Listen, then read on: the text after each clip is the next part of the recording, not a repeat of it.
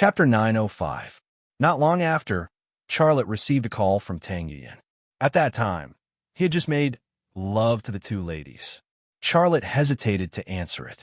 In fact, he already had a premonition of what it was, but he didn't know how to say it. Liang Xiao looked at the number on Charlotte's shoulder and said, "Tang Yuyan is calling? I won't answer it." Fan Fan said, "It's probably about the Bo Ao annual gala. She might be here for business. It's not good if you don't answer it." "Hubby, answer it." For the first time, the two ladies had different opinions. Charlotte slid the answer button. "Hello, it's me. Speak." That. Tang Yuyan's voice was hesitant. Charlotte said, "You want to ask me if what Ms. Forson said is true or false?"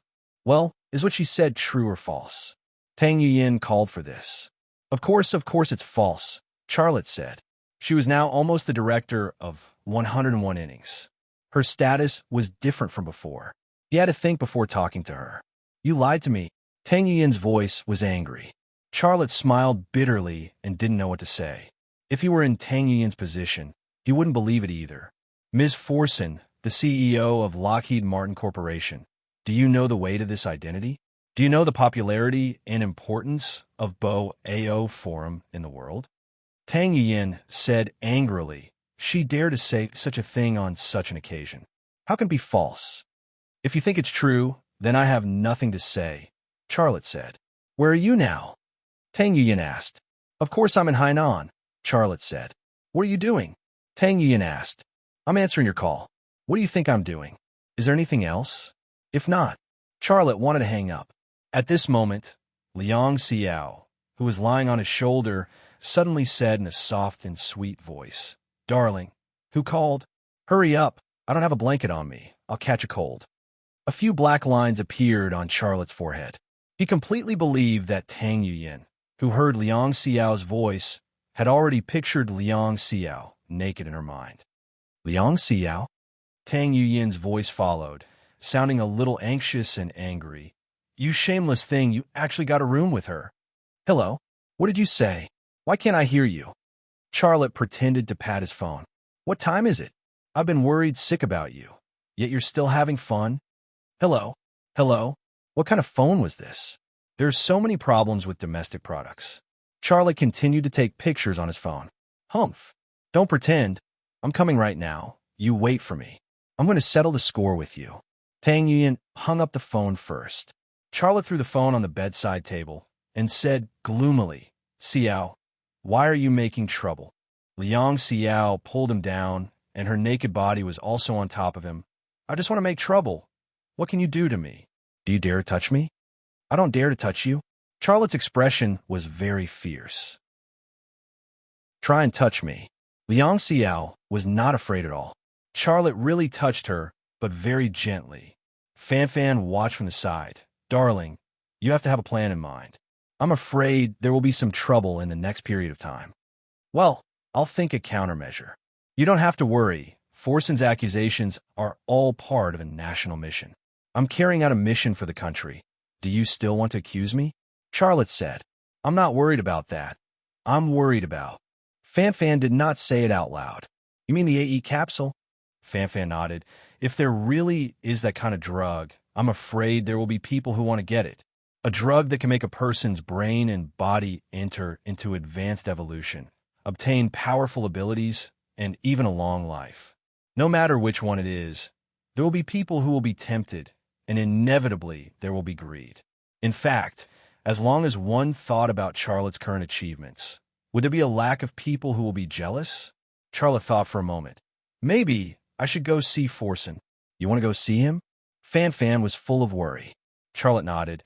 "I have to know what he has in his hands, and also the source of his information. Lockheed Martin Corporation has launched an attack on me, and this is just the beginning, not the end. Lockheed Martin Corporation is a new opponent that I know too little about." "All right then, I'll go with you," Fan Fan said. "No, you'd better not get involved in this matter. You are my fiancé, and your identity is very special," Charlotte said. Fan Fan looked very worried, but she did not insist. She would never interfere with Charlotte's decisions. Liang Xiao murmured, "Can you two talk about this later?" All of a sudden, Fan Fan pushed her down. The BOAO Forum's annual meeting was actually still going on, but the two most important and most influential guests had already left. The afternoon sun was warm and pleasant. Under the escort of a large group of top-notch bodyguards, Charlotte arrived at a five-star hotel not far from the BOAO Forum. After entering the hotel, he easily inquired about Forsen's room. Even though Forsen was only staying in one room, she had booked the entire floor. That floor was filled with Forsen's bodyguards, and many of them were from the CIB and the Special Forces. Charlotte entered the floor with a large group of heavily armed bodyguards, and the people who were responsible for protecting Forsen immediately rushed up. They also had permission to carry weapons, and some of them even pulled out guns. The atmosphere in the corridor suddenly became tense, full of the smell of gunpowder. Charlotte said, "Calm down, you guys. I was invited by Ms. Forsen. Please inform her." A white bodyguard said, "Since it's an invitation, why did you bring so many people?" Charlotte said, "Of course, for my own safety." The white bodyguard wanted to say something, but my Hattori came out of her room and said in a loud voice, "Let him come, but he's alone." The Americans who were blocking the road made way. Charlotte asked the bodyguards who came with him to stay in the corridor, and then he walked to my Hattori alone. "I thought you wouldn't come." My Hattori had a smile on her face and looked very friendly. Charlotte said, "How can I not come when it's an invitation from the CEO of Lockheed Martin Corporation? No matter what, I have to give face to Madame Fossen." "I have to search you," said my Hattori. Charlotte frowned and said, "Is that necessary?" My Hattori said, "Of course it is necessary. Ms. Forsen is worried that you will hide bugs and pinhole cameras. Of course, weapons are not allowed. She is worried that you will threaten her safety." Charlotte sneered and then opened his arms. My Hattori came in front of Charlotte, almost sticking to his body. She first searched Charlotte's sleeves, then from his armpits down. When she searched his waist, her hands searched that very important place, and the process was very slow. "Hey," Charlotte stared at her. "Don't go too far. I'm sorry, this is my job, and I have to be careful. You're the most powerful agent in the world, and I can't miss a place. If you hide a bug under you and I didn't find it, wouldn't that be dereliction of duty?" My Hattori said while searching, "If you think it's unfair, you can search me like this." Charlotte. After searching Charlotte's trousers, socks, and even shoes, my Hattori stood up and opened the door for Charlotte. Charlotte walked in and saw Forsen sitting on the sofa. Forsen was watching TV, but it wasn't a TV show, but a video of the ZZ-100 main battle tank in the Russian tank biathlon. When Charlotte entered the house, she only glanced at Charlotte, then moved her eyes to the TV. On the TV, 3 Type 10 tanks suddenly fired at the ZZ-100 main battle tank. The ZZ-100 main battle tank avoided a shell, but was still hit by 2 shells. Xiaolei walked over and sat on the sofa opposite Forsen without waiting for him to greet him. My Hattori handed a glass of red wine to Charlotte, but Charlotte didn't even touch it. "Miss Forsen, did you invite me here just to watch TV with you?" Charlotte broke the silence. Miss Forsen picked up the TV and turned it off, then said, "I've watched this video 10 times. The ZZ-100 main battle tank is very powerful. Even the M1A3 main battle tank couldn't survive after being hit by 2 armor-piercing shells. I have to say, you're really tough. Even that didn't kill you. Did you consider my feelings when you did this?" Charlotte said lightly. "Consider your feelings?" He. Forsen laughed. "You've already threatened the balance of this world. You shouldn't exist anymore. No one will consider your feelings. I promise you, absolutely not. I'm afraid I'm not threatening the balance of the world, right? I'm just threatening the interests of the United States, right? It doesn't matter which way you put it. It won't change anything," Forsen said. Forsen said, "We can kill Ben Aiden. Do you think you are stronger than that person? I have to remind you, although he doesn't have your combat power, he has countless soldiers around him who are willing to die for him. Do you?" Charlotte was so angry that he laughed. "You're comparing me to that terrorist. You're unscrupulously trying to assassinate me. Do you really think I'm that easy to bully? Tell me, what can you do?" Forsen looked at Charlotte his eyes full of disdain. What can you do? Your opponent is the world's most powerful empire. It has the world's largest aircraft carrier fleet, the largest air and land forces. Every one of its weapons is the most advanced in the world. Its currency is also the world's only global settlement currency. Whether it's military or economic strength, it's not something a single person can fight against. Chapter 906. Forsen's words could have been said in another way, which was, "We want to kill you. What can you do about it?" Charlotte's anger was brewing in his heart, but his expression was calm. "Charlotte, it's still that person's example." My Hattori interrupted and said, "The U.S. Intelligence Department and Special Forces tracked him for more than 10 years, but he died in the end. I think you should think about your future carefully. Your people can protect you now, and we fully believe that. But have you ever thought about what your people will do to you once you lose your value?" Charlotte glanced at my Hattori and said, "South Discord, do you think you can achieve your goal this way? I don't think you are such a naive person." My Hattori shrugged and said, "There's an old saying in China that good medicine tastes bitter, but good advice is unpleasant to the ear. You should understand what I mean. The development of Rema Group will eventually reach a peak, and the weapon you are researching may eventually reach a bottleneck. You can't break through it all the time. Think about it carefully. When that day comes, how much value do you have left?" Forsen said, "At that time, your only value is your body. You will become a lab rat. The AE capsule, the advanced evolution, even I am tempted, let alone the national machine. What you will face is not a person's opponent, but the national machine." "I understand." Charlotte sneered and said, "You invited me here to persuade me to betray my country, right? Human society will eventually be unified, and this is the inevitable result of evolution. At that time, perhaps everyone will be like you. So, why do you care about China or the U.S.? You should stand at the height of the entire human race and look at your future and make the best choice," Forsen said. My Hattori said, "As long as you come to the U.S., you don't have to worry about your assets being unable to be transferred. The U.S. will give you $100 billion to rebuild Rema Group. You can even run for president of the U.S. and lead the most powerful country in the world." "Ha ha ha." Charlotte couldn't help laughing. "What are you laughing at?" Fury flashed in Forsen's eyes. Charlotte said with a smile, "You drew a big pie for me and tempted me to eat it. In your eyes, am I the kind of person who would betray my country and my people for my own benefit?"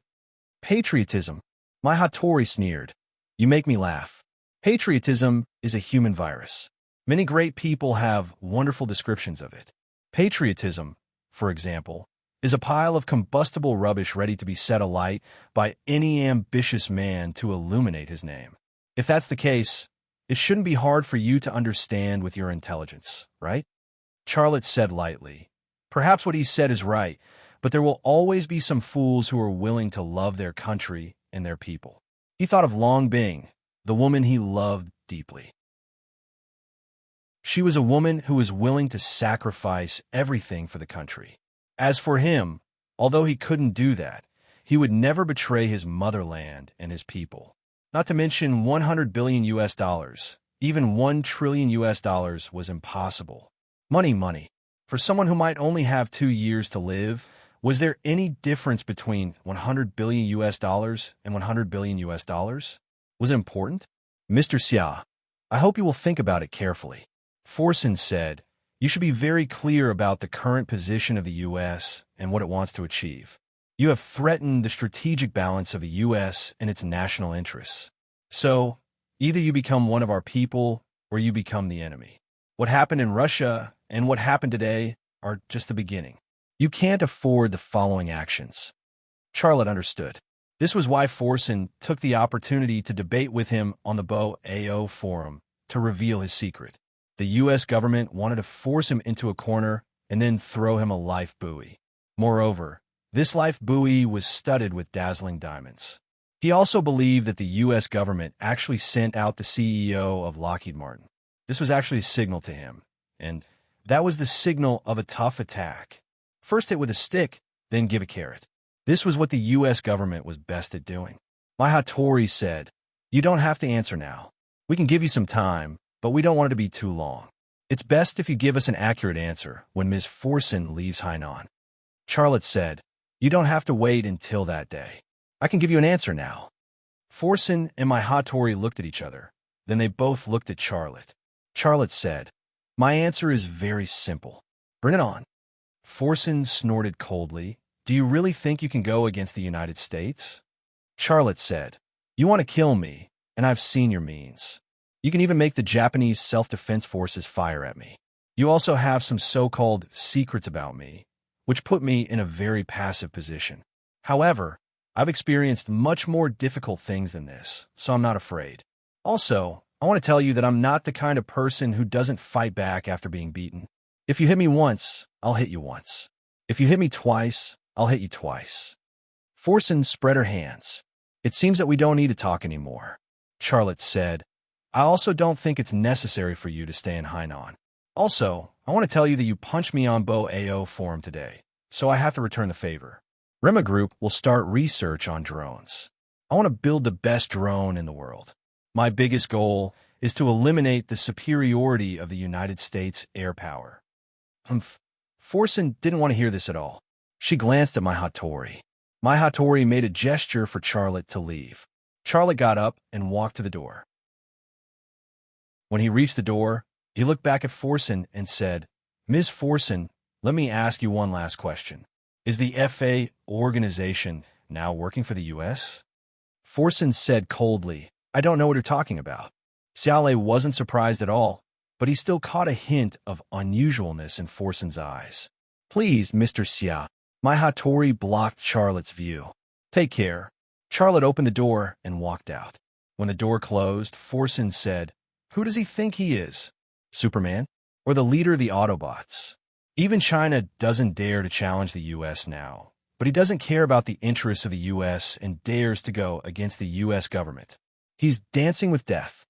My Hattori just listened and didn't interrupt. Surrounded by a group of bodyguards, Charlotte entered the staircase and went down one floor. He suddenly said, Wait for me here, I have something to do. Mr. Xia, this. A bodyguard looked embarrassed. Charlotte didn't explain anymore. He quickly walked to the end of the corridor. A large group of bodyguards stayed in the corridor and watched him, not daring to follow him. Xiaolei quickly arrived in front of a room and knocked on the door twice. The door opened, and a man in pajamas looked at Charlotte in surprise. Who are you? What do you want? Charlotte pushed him into the room, and then he squeezed into the room. Ah! A naked woman on the bed exclaimed and hurriedly covered her body with a quilt. The man was angry and said angrily, You mother of **her. Charlotte pushed him down on the bed. Don't make a sound. I'll stay here for a few minutes, and then you'll earn 10,000 yuan. The man and the woman were stunned on the spot. Charlotte took out his wallet, took out all the money in it, and threw it on the bed. There was a thick stack of US dollars, Chinese dollars, and euros, and the total amount was more than 10,000 yuan. The man and the woman soon settled down, and they curiously looked at the man who had intruded into the room. Charlotte looked up at the ceiling above his head, and his left eye cleared the obstacles in the blink of an eye. Forsen and my Hattori, who were upstairs, also entered his sight. He locked onto Forsen and my Hattori, and at the same time used the lip-reading spell. Miss Forsen, I've informed the captain, and he's already making arrangements. After he's done, we can leave China, my Hattori said. Forsen nodded and said, Why does Charlotte think that the FA organization is already working for the U.S. government? I'm not surprised that someone as smart as him could guess this, my Hattori said.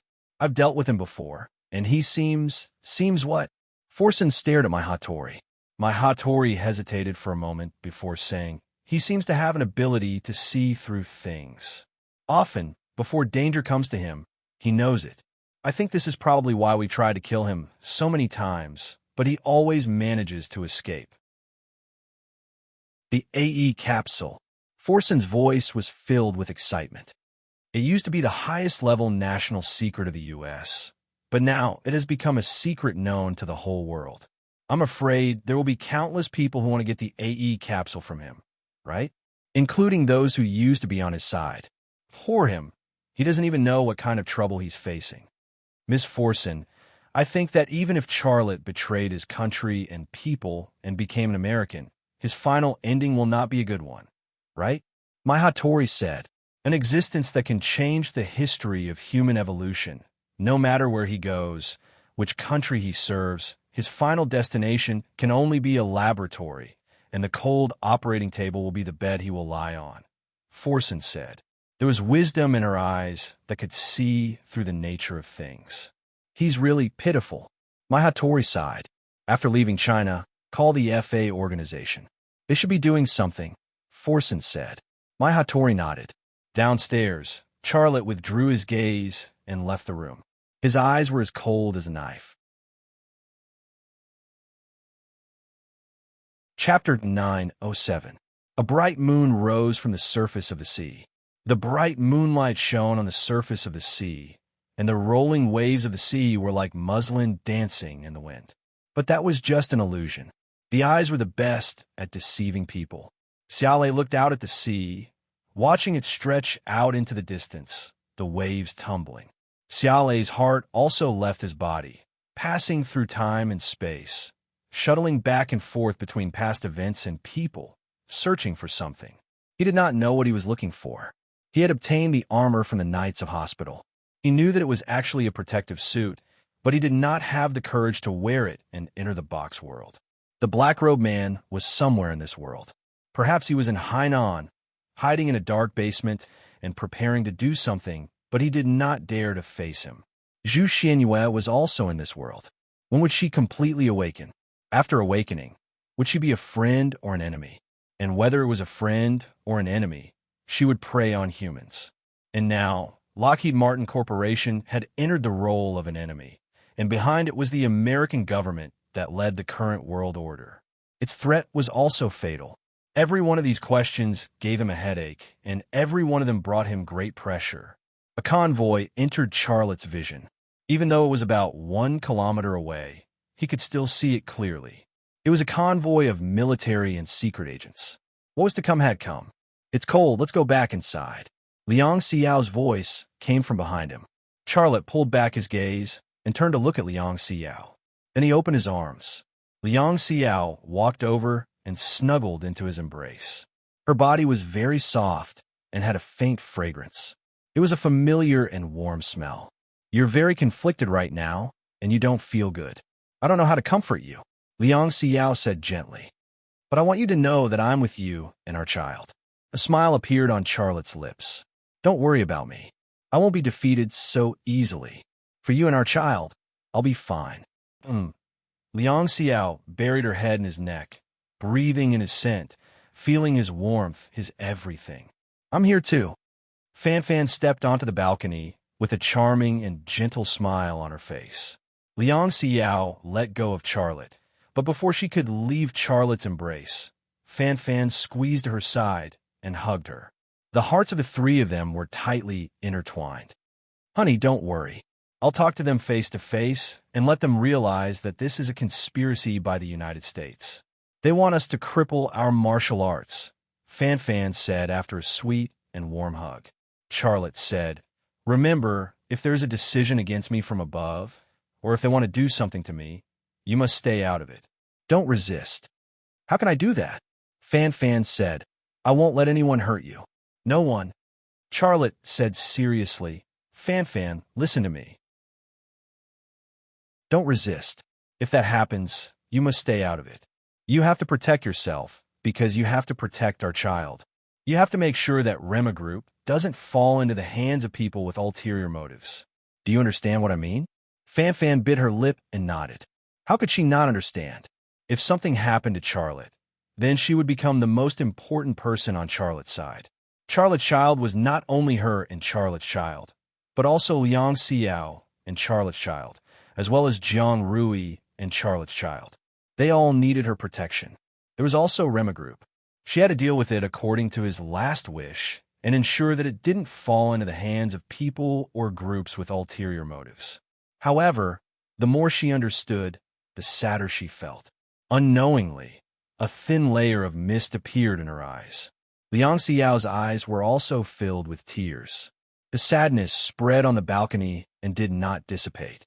The motorcade stopped, and dozens of armed special forces moved quickly. In the blink of an eye, the entire courtyard and the surrounding area were under their control. Tang Yin walked out of one of the cars and entered the courtyard under the escort of several agents. The 4 top bodyguards guarding the courtyard saluted her. She just nodded and hurried past. She already had a bit of the aura of the director of 101 innings.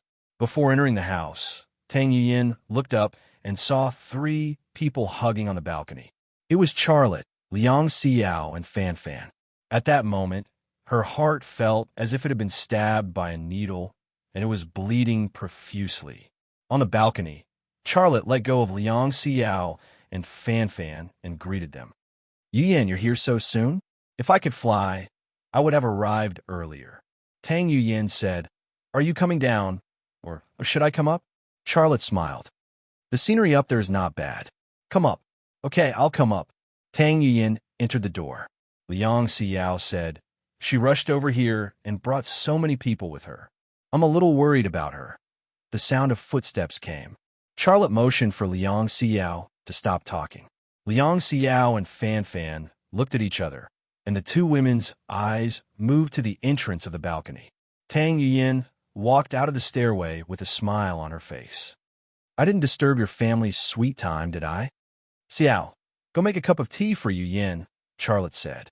"Oh," Liang Xiao responded and said with a smile, "Director Tang is here, but I forgot to make tea. I'm so impolite."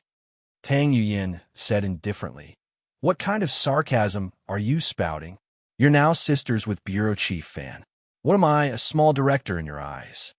Fan Fan frowned. "Director Tang, why did you drag me into your conversation with Xiao? As for who I'm sisters with, it doesn't seem to be the jurisdiction of 101 innings, does it?" Tang Yuyan snorted softly, but she did not continue to bicker with Fan Fan. She could look down on Liang Xiao and say whatever she wanted, but she could not in front of Fan Fan. Not for any other reason, but because Fan Fan's official position was higher than hers. She had the Tang family behind her, which was a real rich and powerful family. And behind Fan Fan, there was also the Academy of Science represented by Fan Yiming, which was several times more influential than the Tang sect. When men used their fists and women bickered, it was all about strength. Liang Xiao made a cup of tea for Tang Yuyan. She was not a narrow-minded woman. Women who practiced martial arts were actually quite open-minded and would not fuss over such a small matter. What's more, this cup of tea was made by Charlotte. Charlotte invited Tang Yuyan to take a seat and then said, "Yuyan, I know you're here because of the matter on the Bo Ao forum, but why did you bring so many people here?" Tang Yuyan glanced at Fan Fan and Liang Xiao, who were standing next to Charlotte, and said, "There are some things that I can only tell you." Charlotte frowned. "We're all so familiar with each other, and we're all good friends. You also know that they and I are like family. There's no need to do this, right?" Fan Fan also said, "Tang Yuyan, what do you mean?" Tang Yuyan said, "I'm sorry, this is not my idea. This is what the higher-ups want. We're all friends. Please don't make it difficult for me." Fan Fan still wanted to say something, but Liang Xiao grabbed her hand. "Sister Fan Fan, let's go. Let Yuyan talk to Charlotte." Fan Fan glared at Tang Yuyan and then left the viewing balcony with Liang Xiao. Tang Yuyan watched Fan Fan and Liang Xiao leave. It was not until Fan Fan disappeared from her sight that she said, "That's going too far." Charlotte smiled bitterly. "No way. Who dares to bully you?" "Fan Fan," Tang Yuyan said angrily, "if it weren't for her, you would be my fiancé. She took you away from me, and now she's bullying me. Isn't this going too far?" Charlotte, however, he completely understood Tang Yuyan's hostile attitude towards Fan Fan. If it weren't for Fan Fan's intervention, he and she would have been a pair of fiancé and fiancé. Snatching someone's love away with a knife was simply a huge hatred for a woman. "Forget it. I don't want to talk about this. Even if I pity you, I won't pity me," Tang Yuyan said bitterly. Charlotte didn't know what to say. He understood Tang Yuyan's heart, but he couldn't give her what she wanted. That forcing is what she said true. After a short silence, Tang Yuyan cut the topic to business. Charlotte thought for a moment. "Do you think it's true or false?" "I'm asking you. Not you, Tang Yuyan said. If what I said is true, will you take me away? Charlotte glanced at the special forces standing outside the wall. The heavily armed special forces gave off a murderous vibe, and it also brought him an invisible pressure. Tang Yuyan suddenly stood up and punched Charlotte's shoulder. Charlotte didn't dodge. He watched as her fist hit him. The pain immediately spread throughout his body. She had hit him quite hard, but he couldn't be angry at her. Facing this woman who almost became his fiancée, he had always felt a little guilty in his heart, feeling that he owed her something. Why didn't you dodge? Tang Yuyan's voice was fierce. Why didn't you fight back? Charlotte smiled bitterly. If hitting me makes you feel better, you can continue hitting me until you feel better. Tang Yuyan raised her hand, but this time she didn't hit him. Although Charlotte was already with other women, and more than one, she still loved this man and couldn't extricate herself. She put down her fist, but tears were flowing. Seeing her tears, Charlotte even had the urge to hug her in his arms and comfort her. But in the end, he endured it. His promise to Fan Fan and Liang Xiao, as well as his responsibility as a man. Tang Yuyan sat down. I brought so many people here not to catch you, but to protect you. What you said just now broke my heart. Charlotte said apologetically, I'm sorry. Please understand that after what happened, I can't help but have some strange thoughts. Don't I know you well? Tell me, is what Fasten said true? Tang Yuyan looked straight into Charlotte's eyes. Please don't lie to me. I want to hear the truth. Charlotte nodded. It's true. Tang Yuyan was stunned. Although she already had an answer in her heart, hearing it from Charlotte's mouth, she still felt very uncomfortable. Don't you have anything to say to me? Charlotte said. Tang Yuyan was silent for a moment. Your trouble will come soon. You need me. Come back to the capital with me. You have a lot to do in the next 24 hours. What happened? Charlotte suddenly felt a sense of urgency in his heart. Let's talk on the way, Tang Yuyan said. Then I'll go talk to you, Yin and Fan Fan, and ask them to go back together. Charlotte said, you and I will sit in the same car. I don't like sitting in the same car with the two of them. Tang Yuyan said. Xiao Lei sighed in his heart. Since when did he not have any troubles on his body? The thing that gave him the most headache and made him helpless was actually the trouble of women.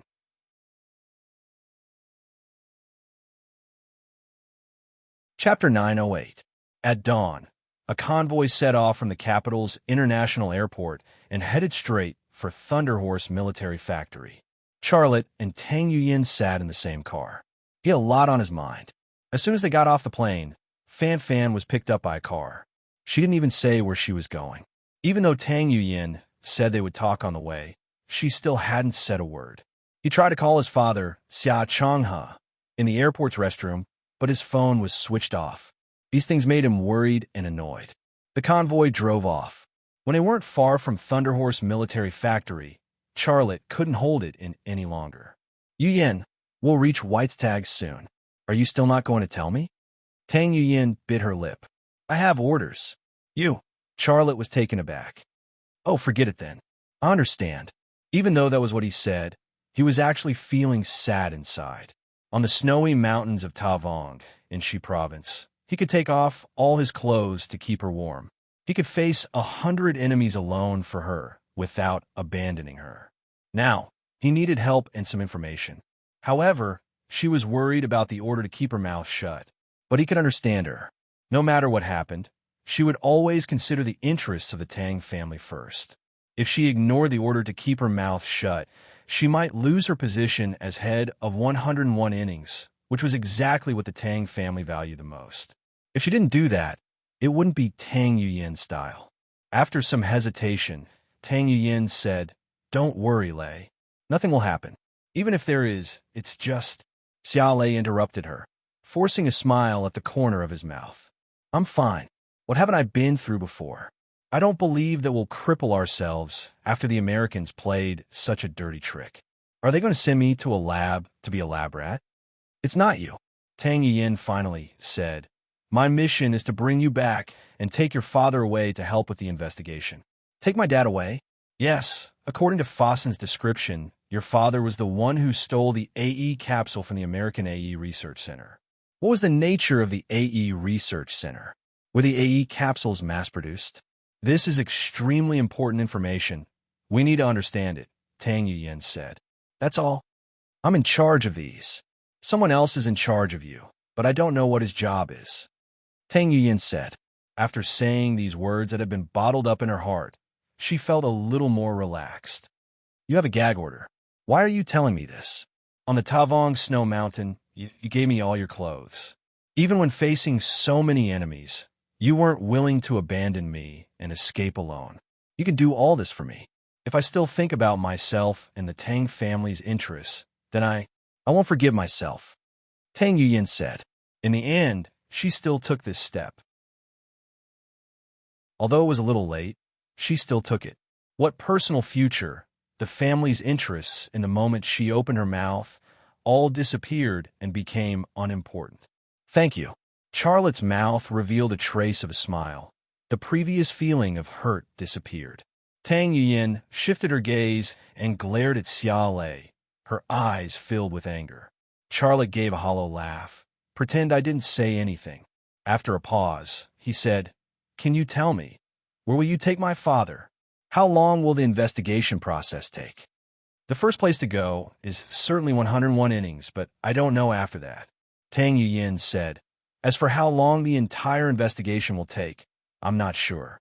This is not something I can control. Lei, if what? If you don't want your father to be taken away by me, you can give him a call and let him leave. Tang Yuyan said. Charlotte froze for a moment. I'm serious. Charlotte's heart was filled with warmth. I've actually already called him. He's in the airport toilet, but his phone couldn't be reached. Tang Yuyan threw a punch at him. I can't believe you only told me now. Charlotte didn't dodge or fight back. He said, Yuyan, I thank you for what you've done for me, but you should follow the procedure and do what needs to be done. Don't get involved. You can't help me with this. But then it's settled. Charlotte said. The motorcade arrived in front of Ping and residence. Charlotte and Tang Yuyan got out of the car. In front of Ping and residence, there were figures of armed special forces in the surrounding areas. It was heavily guarded. Here, he looked back at the car Liang Xiao was in. She was still in that car, accompanied by someone. Without taking it out, he could tell that she had been restricted from getting out of the car. After entering Ping and residence, Charlotte saw a few people standing in the front yard. Those people were all unfamiliar faces. He didn't know a single one of them. One of the middle-aged men carrying a black metal box saw Charlotte and Tang Yuyan enter the door. He followed and greeted them with a smile. Mr. Xia, you're finally back. I've been waiting here for you the whole night. May I ask who you are? Charlotte asked tentatively.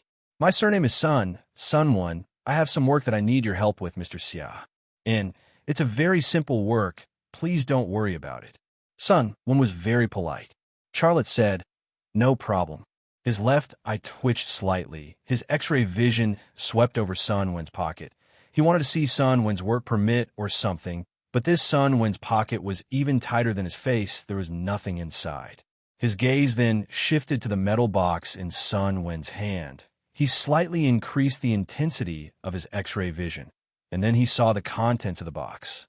The black metal box was actually a box with a refrigeration device, containing a blood collection pillow, catheter, and glass container, as well as a scalpel. Seeing these things, Charlotte knew the purpose of this Sun1's visit like the back of his hand. With Rema Group around, no one would press him on the operating table to take samples or conduct any experiments on him. The CEO of Lockheed Martin Corporation, Forsen, had played such a dirty trick under the instructions of the U.S. government, but the people in China weren't stupid enough to destroy their own martial arts, killing the goose that laid the golden eggs while Rema Group was rapidly developing. However, they couldn't resist the temptation of the AE capsule, so this Sun1 came with the tools to collect experimental samples. This was a very gentle way of dealing with things. In fact, from Sun1's attitude, he seemed to be very careful, afraid of arousing his disgust. Then, where shall we start? Sun1 asked politely. Charlotte said, Let's go to my study. Then he said to Tang Yuyan, Yuyan, go to your work. We'll talk after you're done. Tang Yuyan nodded, then led her people elsewhere. Her mission was to take Xia Changhao away, But now even Charlotte wasn't sure if his father was still in Peace House. Charlotte brought Sun Wen to his study, and Sun Wen's followers stayed outside.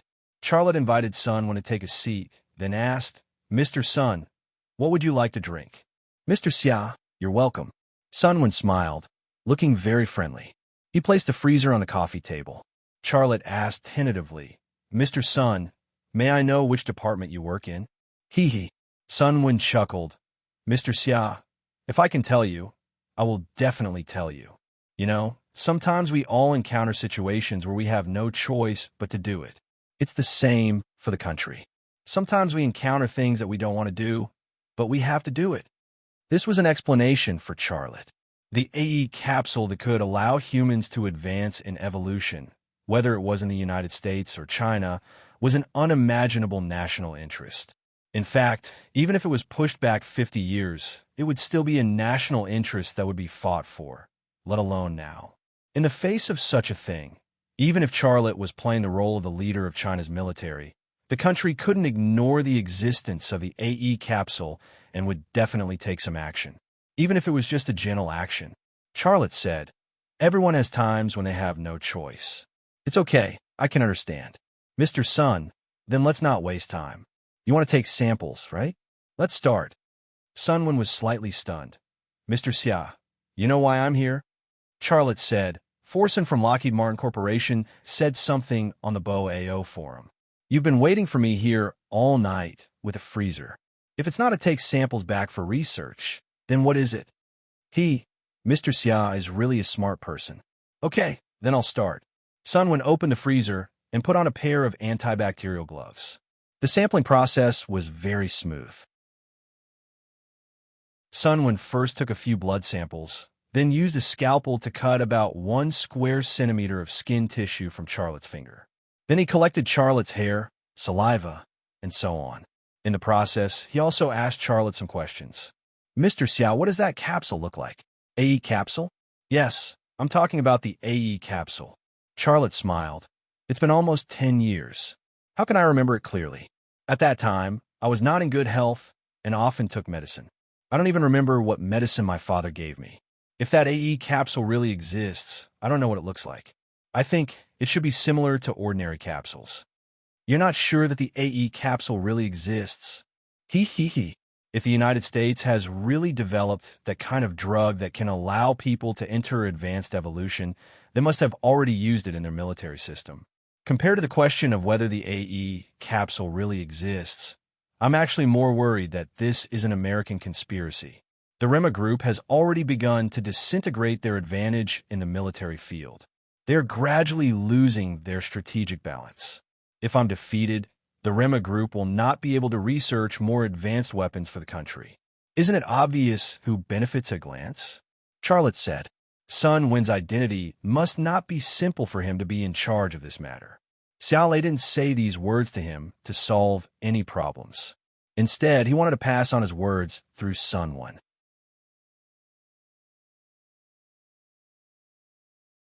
Chapter 909. "Mr. Xia, can I ask you a question?" Sun Wen said after the sample collection was completed. "Of course. What's a question?" Charlotte said, "Because of the Alloy X project, Fan once did some tests on you. She wrote a report. Is the data real?" Sun Wen looked at Charlotte with a sharp gaze. Xiaolei cursed inwardly. Shit. When the higher-ups had decided to put him in charge of the Alloy X project, Fan had indeed done some tests and medical experiments on him and completed a report. However, some of the data in that report was fake. This time, Sun Wen was in charge of this matter. He would get new data and relevant results, and there would definitely be a report.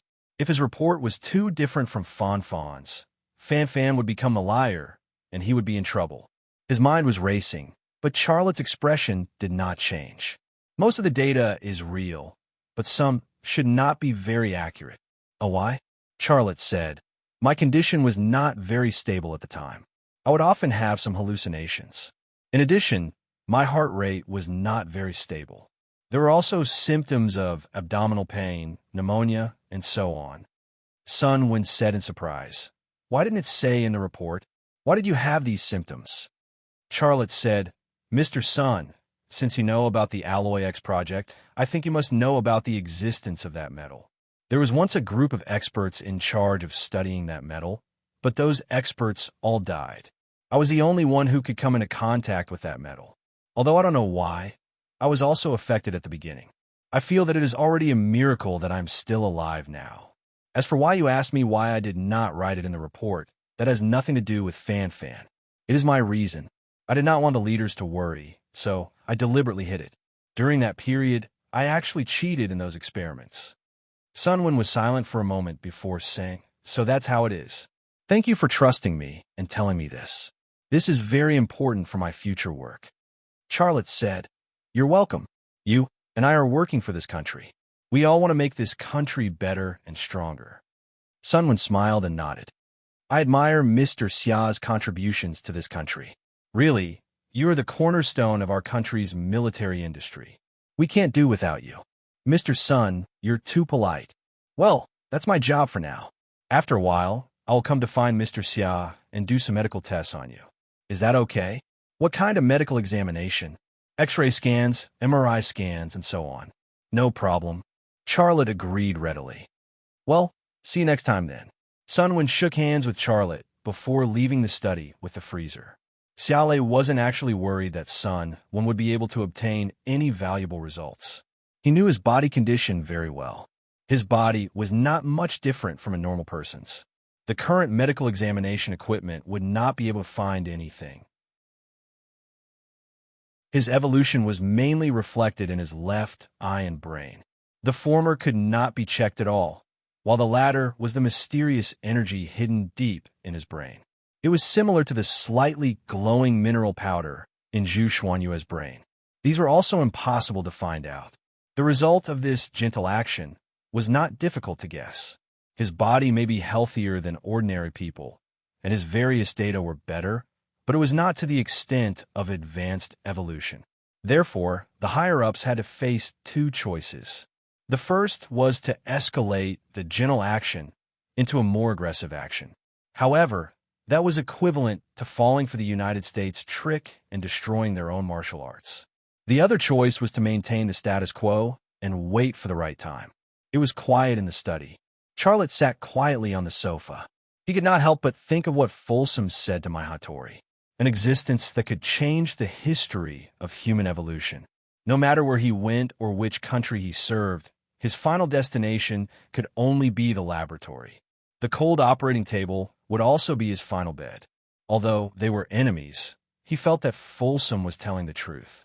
No one, not even a country, could resist the temptation of advanced evolution brought by the AE capsule.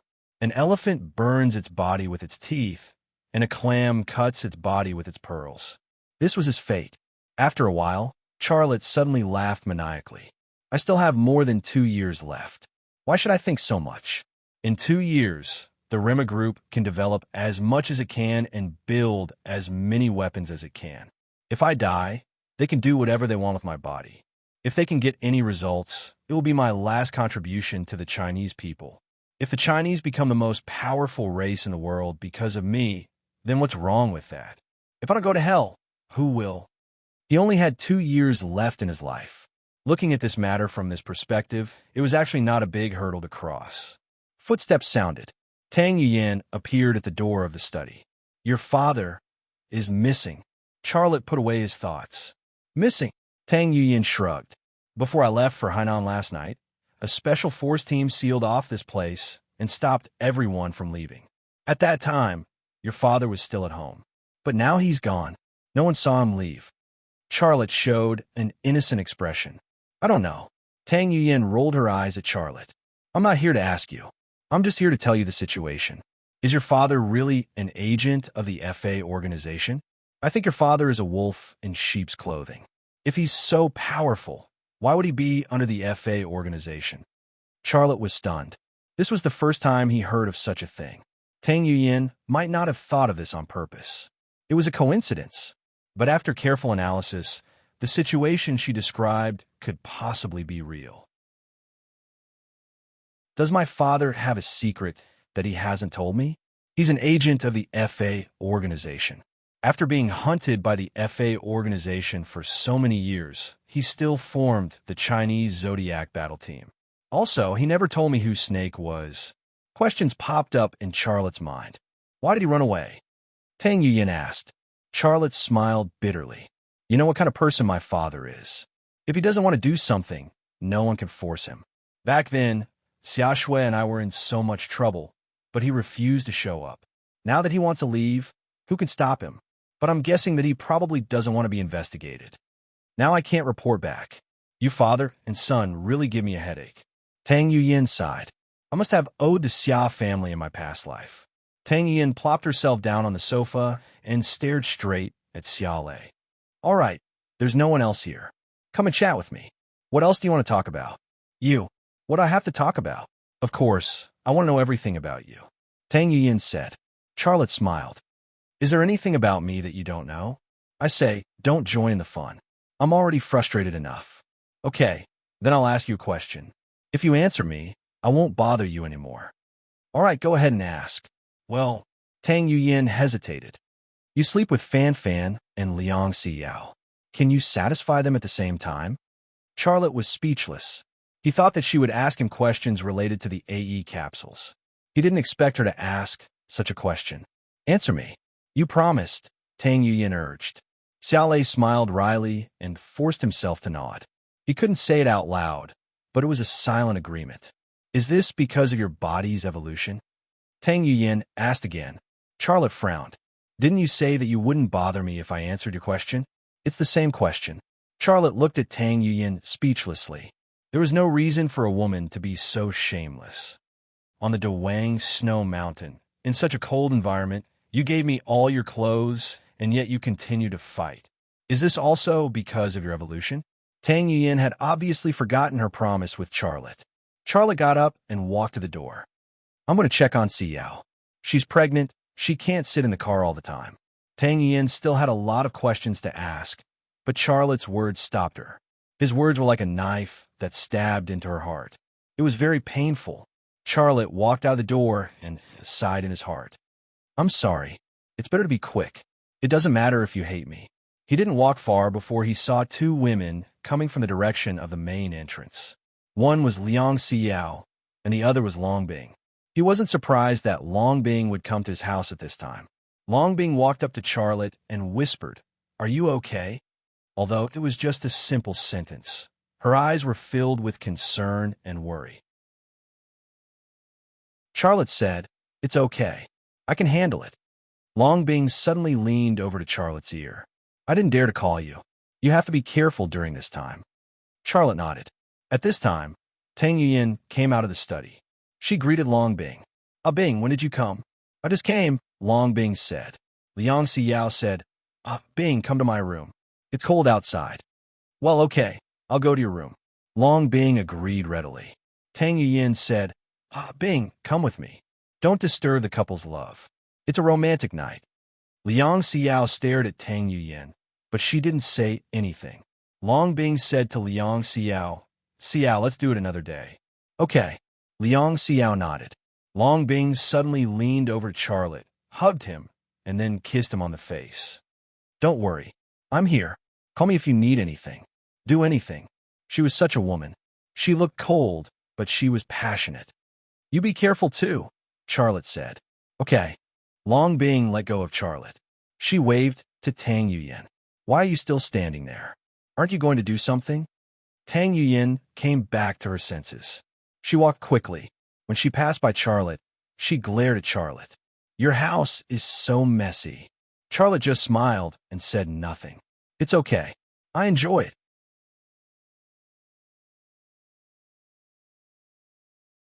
Chapter 9-10. Tang Yuyin and Longbing left, but the special forces stayed behind. Some of them guarded the Peace Residence, and some of them guarded the Thunder Horse military factory. The commander didn't meet with Charlotte, but Charlotte knew the mission of these special forces. One was to protect him and the Rema group, and the other was to keep an eye on him. He didn't want to think of those special forces as people who were monitoring him, although it was a little self-comforting. In the bathroom, Liang Xiao washed Charlotte's hair as they chatted. The bathroom was filled with a warm and romantic atmosphere. Liang Xiao rubbed Charlotte's back and washed his hair. The slippery shampoo splashed on her body, turning her into a wet mermaid. Will Sister Fan Fan be in trouble? Liang Xiao said worriedly. I called her in the car before, but her phone was turned off.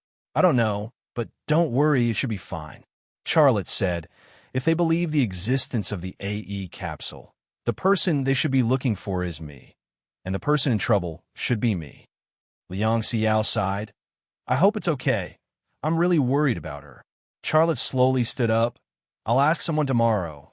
I'll let you know if there's any news. Okay, don't move. It's not done yet. Sit down. Liang Xiao pressed Charlotte down again and continued to wash his hair. Charlotte obediently sat on the plastic stool that Liang Xiao prepared for him. Xiao, I'll call the lawyer over tomorrow to make a will. Keep it. I don't want to. Liang Xiao hit Charlotte's back. Don't mention anything about a will in the future. Charlotte grabbed her hand. Xiao, listen to me. Even if you don't think about yourself, you have to think about her child. Liang Xiao was stunned for a moment before she leaned on Charlotte's shoulder. Her smooth and soft body was tightly pressed against Charlotte's back, leaving no gap. The shampoo flowed down Charlotte's head, making their skin as slippery as a loach. She wanted to cling to him tightly, seeking the sense of security that women longed for. But before this feeling appeared, another feeling invaded her body, making her seem impatient, and even her breathing became short. Xiao? Charlotte seemed to sense some changes in her. I've been through so much suffering to be with you. Do you have the heart to leave us mother and son behind? Liang Xiao's eyes were filled with tears, and her voice was choked with emotion. Promise me, don't leave me and the child, okay? Xiao, promise me. Liang Xiao hugged him even tighter, as if she was going to stuff his entire body into her. Charlotte nodded. He suppressed the sadness in his heart and said, Xiao, let me wash your hair for you. No, I wanted to wash my feet. Last time you washed my feet, it felt so comfortable. Wash my feet for me. Liang Xiao's voice was very gentle. Her legs were the most beautiful of all the women he had, and she loved it when he washed her feet because that way she could show him the most beautiful part of herself without having to do anything. She sat on a plastic stool and stretched her legs forward. Her legs were as exquisite and beautiful as if they were carved out of ivory. She would be too fat if she added a bit more, and too skinny if she lost a bit. Her skin was like beautiful jade, and under the smooth shampoo, her dark blood vessels could be vaguely seen. Her legs were tightly closed, and there was not a single gap between them. Of course, it was not absolute. How long do you want to look at me before you're willing to wash my feet? Liang Xiao's voice was soft, endlessly gentle, and extremely seductive. I don't want to wash them. Charlotte changed his mind and pulled her into his arms. The water in the bathroom was running, and their clothes were scattered on the floor outside the bathroom door. They seemed to be silently telling a story that only adults could listen to. An hour later, Liang Xiao fell asleep. There was a happy smile at the corner of her mouth. Charlotte tucked her in and then left her room. The indulgence just now had made his mood better, and as his mood improved, his thinking seemed to be correspondingly clearer and sharper. He went to his study, sat down, and then took out the phone that was used to contact the members of the Zodiac Squad. He contacted Siamu. It's me. Charlotte's voice was very low. Boss, we've all left. It was Siamu's voice. The special forces have surrounded your home, and there are agents for 101 innings. We can't stay in the capital. Charlotte said, I know. You guys should temporarily disappear for a while. By the way, do you know where my father went? I don't know. Did he leave? Yes, what happened last night? Dad didn't contact us. It was Siamu's voice. But I know Dad won't stay for long. If he wants to leave, no one can stop him. Boss, do you want me to find him? No. He didn't tell me where he was going, and he didn't contact you. He obviously doesn't want people to know his whereabouts. That's it for the time being. Wait for his news, and contact me immediately when there's news, Charlotte said. We know what trouble you're in now. Tell us if you need us to do anything. Also, I have something to tell you. Siamu wanted to say something, but stopped. Charlotte said, say what you want to say. You don't have to worry about anything. Siamu said, Boss, you've earned more money than you can spend in a few lifetimes. You don't have to do your military factory anymore. If you go on like this, you won't be able to get away. Leave China now, buy a small island, and live an invisible rich life with your woman. Isn't that better? Charlotte smiled bitterly. I don't research and make weapons for money. Okay, I know what you want. I will leave when it's time to leave, but not now. Well, boss, keep in touch. Goodbye. Wait, Charlotte said. I want to ask you something. Go ahead. It was Siamu's voice. The woman I asked you to follow before, Zhu Xianyue. Where was the last time your people saw her? Washington, but I see. That's it. Keep in touch. Goodbye. Charlotte hung up the phone. After ending the call with Siamu, Charlotte took out his hacker's computer from the safe. Although Siamu had lost Zhu Xianyue, he had his own way to find her. That was his hacking skills. Although Siamu also knew some hacking skills, Siamu was far inferior to the late Amanda, let alone Charlotte, who was far better than Amanda. Charlotte's brain was equivalent to a supercomputer.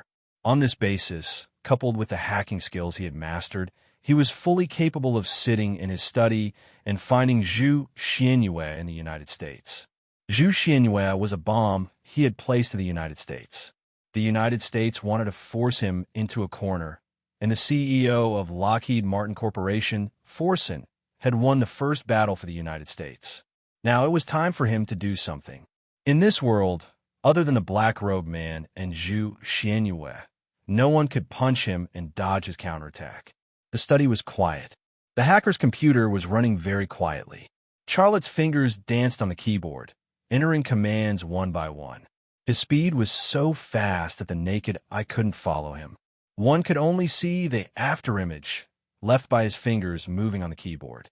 His brain, his thoughts, and his fingers were almost perfect, and his speed was also extremely fast. What other hackers, especially high-level hackers, would need 10 minutes to complete, he only needed 1 minute, or even less. 10 minutes later, Charlotte's fingers slowed down, and surveillance images appeared on the hacker's computer. It was the surveillance image of the capital's traffic surveillance system, and there was also a facial recognition software running at the same time. It checked the faces one by one, looking for a matching face. Charlotte didn't choose to hack into the capital's police surveillance system, nor did he choose to hack into the CIB's network. If he did that, even he would leave traces, and then he would be counter-tracked and targeted. He chose the relatively low-level traffic surveillance system out of safety and concealment considerations. Time passed by, and the facial recognition software checked the surveillance backup of the capital's traffic surveillance system at a very fast speed. But because the amount of information was too large, after half an hour, he still hadn't found Zhu Xianyue. Charlotte was bored waiting, but he had no other choice. He simply took a pen and paper and began to draft his will. The first was for Liang Xiao and her child. The second was for Jiang Rui and her child. The third was for Fan Fan and her child. The fourth was for Long Bing and her child. Although Long Bing wasn't pregnant yet, as long as he spent more time and energy, he would definitely be able to get her child. Therefore, even if she wasn't pregnant yet, he still prepared it for her. Each of the 4 women and their children would get 15% of the original shares of Rema Group. If Rema Group remained at its current size, and there were no major changes in its assets, then each woman and their children could get about 15 billion. If the Lima Group continued to grow, they and their children would get even more assets. The fifth was for Xia Shui. He made a will for her to get 30% of the original shares of Rema Group. After all, she was his sister, and her surname was Xia. If he unfortunately died, she would become the mistress of Rema Group. Her sisters-in-law would help her. In the last will, he gave the remaining 10% to the people who started the business with him: Guan Lingshan, Zhou Xiaohong, Qin Xiang, Lu Sheng, Anina, and Sylvia. He didn't even forget the White Hun tribe in Afghanistan. Sairami would also get a rich inheritance. Of course, these wills were drafted, and he still needed a lawyer to complete some details. After writing these wills, another hour passed. The facial recognition software still couldn't find a matching face. Charlotte got up and made himself a cup of coffee to refresh himself. But when he returned to the desk with the coffee, the facial recognition software suddenly locked on a face, and then a prompt popped up, 100% match.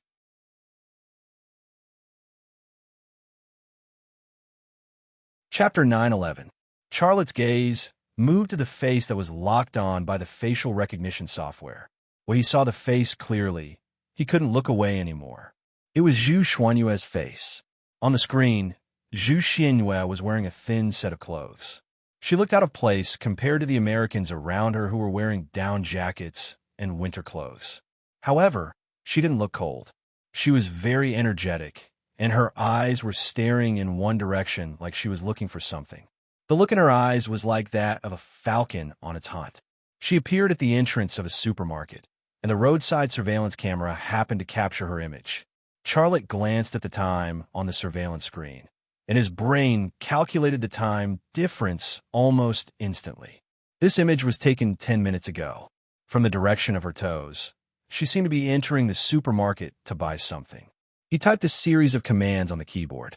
The surveillance footage on the hacker's computer sped up 10 times, and it soon cut to the surveillance footage. Zhu Xuanyue was no longer at the entrance of the supermarket. Charlotte opened Google Maps and found the exact location of the supermarket. Next, he saw the supermarket's website and service number on the billboard. About 2 minutes later, he entered the supermarket's surveillance system.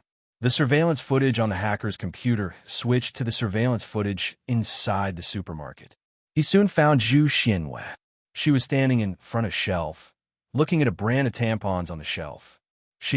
Charlotte was shocked. She has that kind of need? In his eyes, Zhu Xuanyue was a bottomless existence. Even food was a human brain. She had already surpassed the scope of human beings and was a higher existence. She shouldn't have the trouble of menstruation that normal human women had, but he didn't expect her to be choosing sanitary pads in front of a shelf. Zhu Xuanyue really did take a pack of tampons and walk to the door. Charlotte secretly thought to himself, she created a near-perfect human female body for herself, so it's normal for her to have her period, right? After not seeing Zhu Xuanyue for a while, he was excited to see her again, but Zhu Xuanyue's shopping behavior also made him a little embarrassed and speechless. Zhu Xuanyue had no intention of paying. She walked straight to the door. "Hey, miss, you haven't paid yet." The cashier was a young blonde girl. She warned Zhu Xuanyue. Zhu Xuanyue stopped and looked at the blonde girl who was shouting at her. There was a hint of anger in her eyes. The blonde girl apparently did not realize that she had provoked a demon. She said fiercely, "What do you want? Stealing things? Pay and apologize to me. Otherwise, I'll call the police." Zhu Xuanyue frowned and walked to the cashier. Charlotte suddenly realized what was about to happen. He quickly typed a few commands on the keyboard. Ring, ring, ring. Ring, ring, ring. On the hacker's computer screen, the phone next to the blonde girl suddenly rang. The blonde girl subconsciously grabbed the phone. "Hello, this is..." Charlotte interrupted her and said in English, "Please let the lady who is coming to you speak to the phone." "You are?" The blonde girl looked surprised. She looked at Zhu Xuanyue again. Charlotte said, "Please remain calm. I'm a CIB agent. I am carrying out a classified mission. Your behavior will determine the success or failure of my operation. This is very important. Please hand the phone in your hand to that woman." Hearing that it was a CIB agent, the blonde girl's expression suddenly became nervous and serious. She did not hesitate. She then handed the phone in her hand to Zhu Xuanyue, who had already walked to the cashier. "Miss, your phone." Zhu Xuanyue was stunned for a moment. "My phone?" "Yes, your phone. Please answer the phone. This is very important." The blonde girl looked around and then lowered her voice. "A very important person is calling you." "A very important person?" Zhu Xuanyue suddenly smiled. He is it my Uncle Xia? Thousands of miles away. Uncle Xia almost vomited blood. The blonde girl shrugged. "I don't know, but please answer this phone." This kind of plot was not uncommon in American spy movies. An innocent young girl would receive a call from someone who claimed to be a secret agent. Then, a magical adventure would begin. Super sport cars, intense battles, sweet XXO, whatever she wanted, she would get. To this blonde girl, she obviously felt that she had encountered such a thing. How could she still remember that Zhu Xianyue took a pack of sanitary pads and was not going to pay for it? What she wanted most now was for Zhu Xianyue to answer this CIB agent's phone call. Zhu Xianyue put the pack of sanitary pads on the cashier and then took the phone from the blonde girl's hand. "Hello, is this Uncle Xia?" Charlotte really wanted to vomit blood. The super hacker's secret operation was exposed just like that. If he was in that supermarket, he really could not help but press Zhu Xianyue to the ground and then swing his palm hard on her, but until it swelled. "Huh, no one's talking? Uncle Xia, is that you?" Zhu Xianyue frowned, looking very anxious. In fact, it was not difficult to see from her reaction just now that in her heart, Charlotte was almost irreplaceable family and the most important person to her. Charlotte lowered his voice and said, "It's me, your Uncle Xia. It's really you, Uncle Xia. When are you coming to pick me up? I miss you so much." Zhu Xianyue was excited like a little girl who had received a reward. "Be quiet and listen to me," Charlotte said in a serious tone. "Someone wants to kill your Uncle Xia. You have to help me, or I will be in danger." Zhu Xuanyue's eyes suddenly changed, and it was frighteningly cold. "Who wants to kill you?" "CIB," Charlotte said, "the Intelligence Department of the United States. It's not one person, it's many people. No matter how many people there are, they want to kill you, so I will kill all of them." Charlotte said, "Langley, do you still remember that place?" "Of course I remember, but I can't find that place. I asked many people, but no one wanted to help me. They all lied to me." "Did you kill them?" No. Zhu Xianyue shook her head like a rattledrum. Her mind was less than 10 years old, and even when she lied, she looked like a little girl who didn't know how to lie. It was easy to tell that she was lying. However, Charlotte didn't care about the lives of those people. He said, Okay, I believe you. It's actually very simple for you to go to Langley. You need some money, then call a car and ask the driver to send you there. Will it be fine with a driver?" "Of course it's that simple. Then why do I need money? I can make all the drivers listen to me." Charlotte said, "Uncle Xia, when will you come to see me? I miss you so much. I dreamed of you last night. I slept with you, and your body was so warm." A sweet smile appeared on Zhu Xuanyue's face. She seemed to be recalling that beautiful dream. Charlotte's heart was in a mess. "Believe me, we will meet soon, but you have to help me with this now." "Okay," Zhu Xianyue snorted. Charlotte said, "Think of a way to get a phone and tell me the number." Zhu Xianyue then extended her hand to the golden-haired girl. She didn't say anything, but the golden-haired girl took out her phone and handed it to Zhu Xianyue. To Zhu Xianyue, it was not a problem at all to make people do things according to her wishes. "Uncle Xia, I don't know how to use it." Zhu Xianyue flipped through the phone with a worried look on her face. Charlotte was angry and amused at the same time. He instructed Zhu Xianyue to use the phone and quickly found the number. He wrote down the number. "Okay, take this phone and go to Langley. When you get to Langley, I will call you and tell you what to do," Charlotte said. Zhu Xianyue said, "Can't I just walk in and kill them?" "Listen to my instructions. You must remember this. Do what I tell you to do. Otherwise, Uncle Xia will be angry.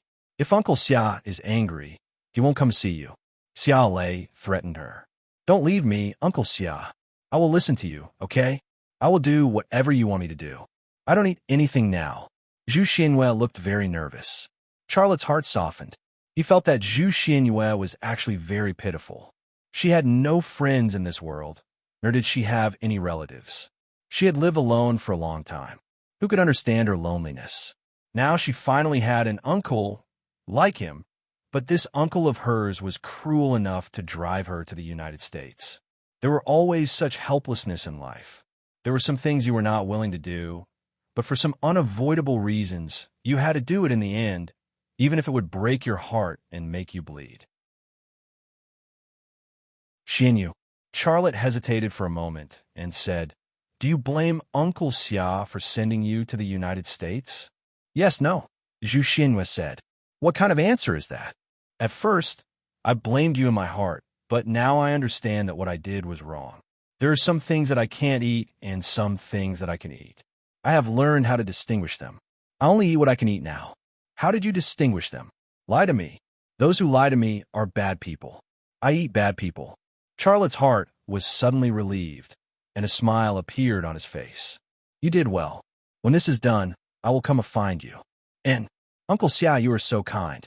I'll go to Langley now. Zhu Xianhua was very excited. She couldn't wait to appear at the place Charlotte wanted her to go. Okay, but before you leave, can you make the girl in front of you forget our conversation? Uncle Xia, I have already turned her into a fool. She can't remember anything now, nor can she speak. Zhu Xianhua said, Charlotte, a demon was a demon. Even if she had changed, she was still a demon.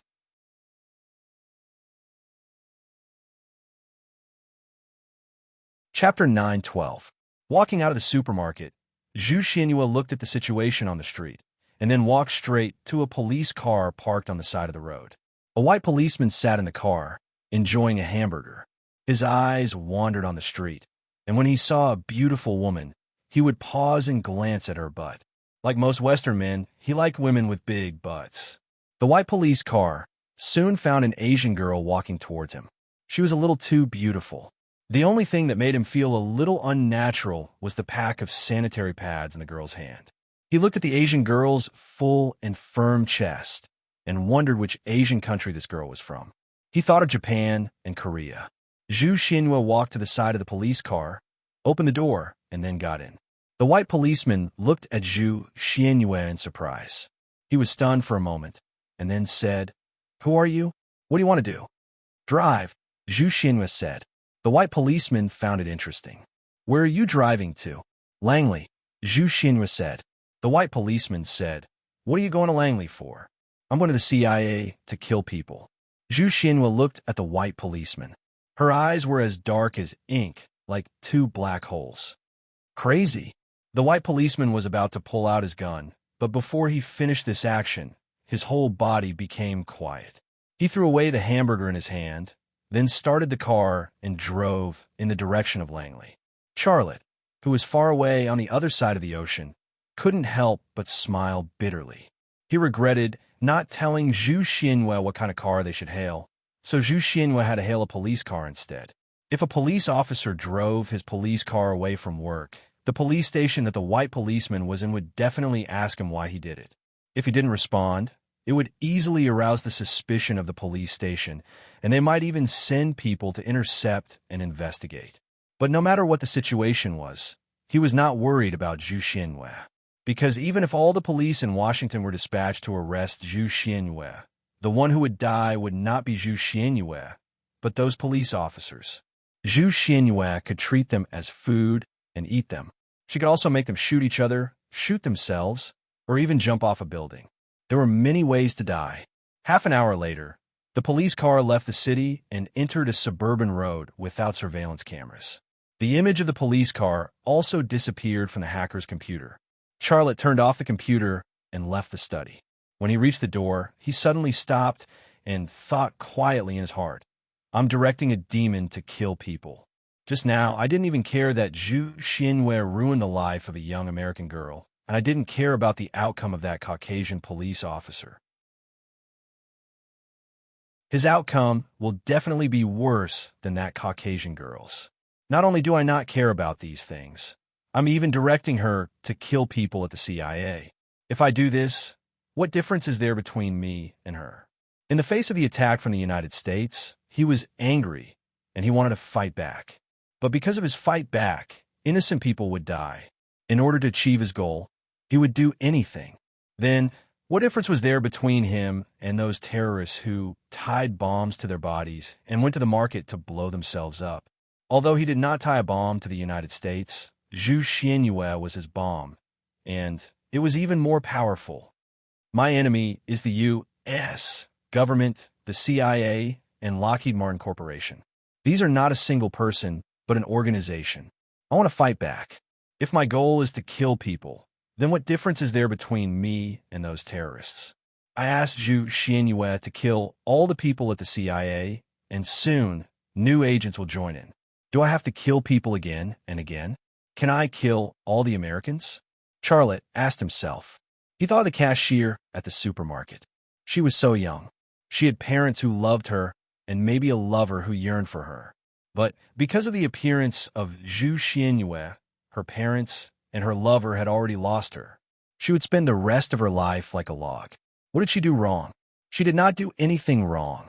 And that policeman, based on his age, he should have his wife and children, but because of Zhu Xianyue, he might never be able to return home.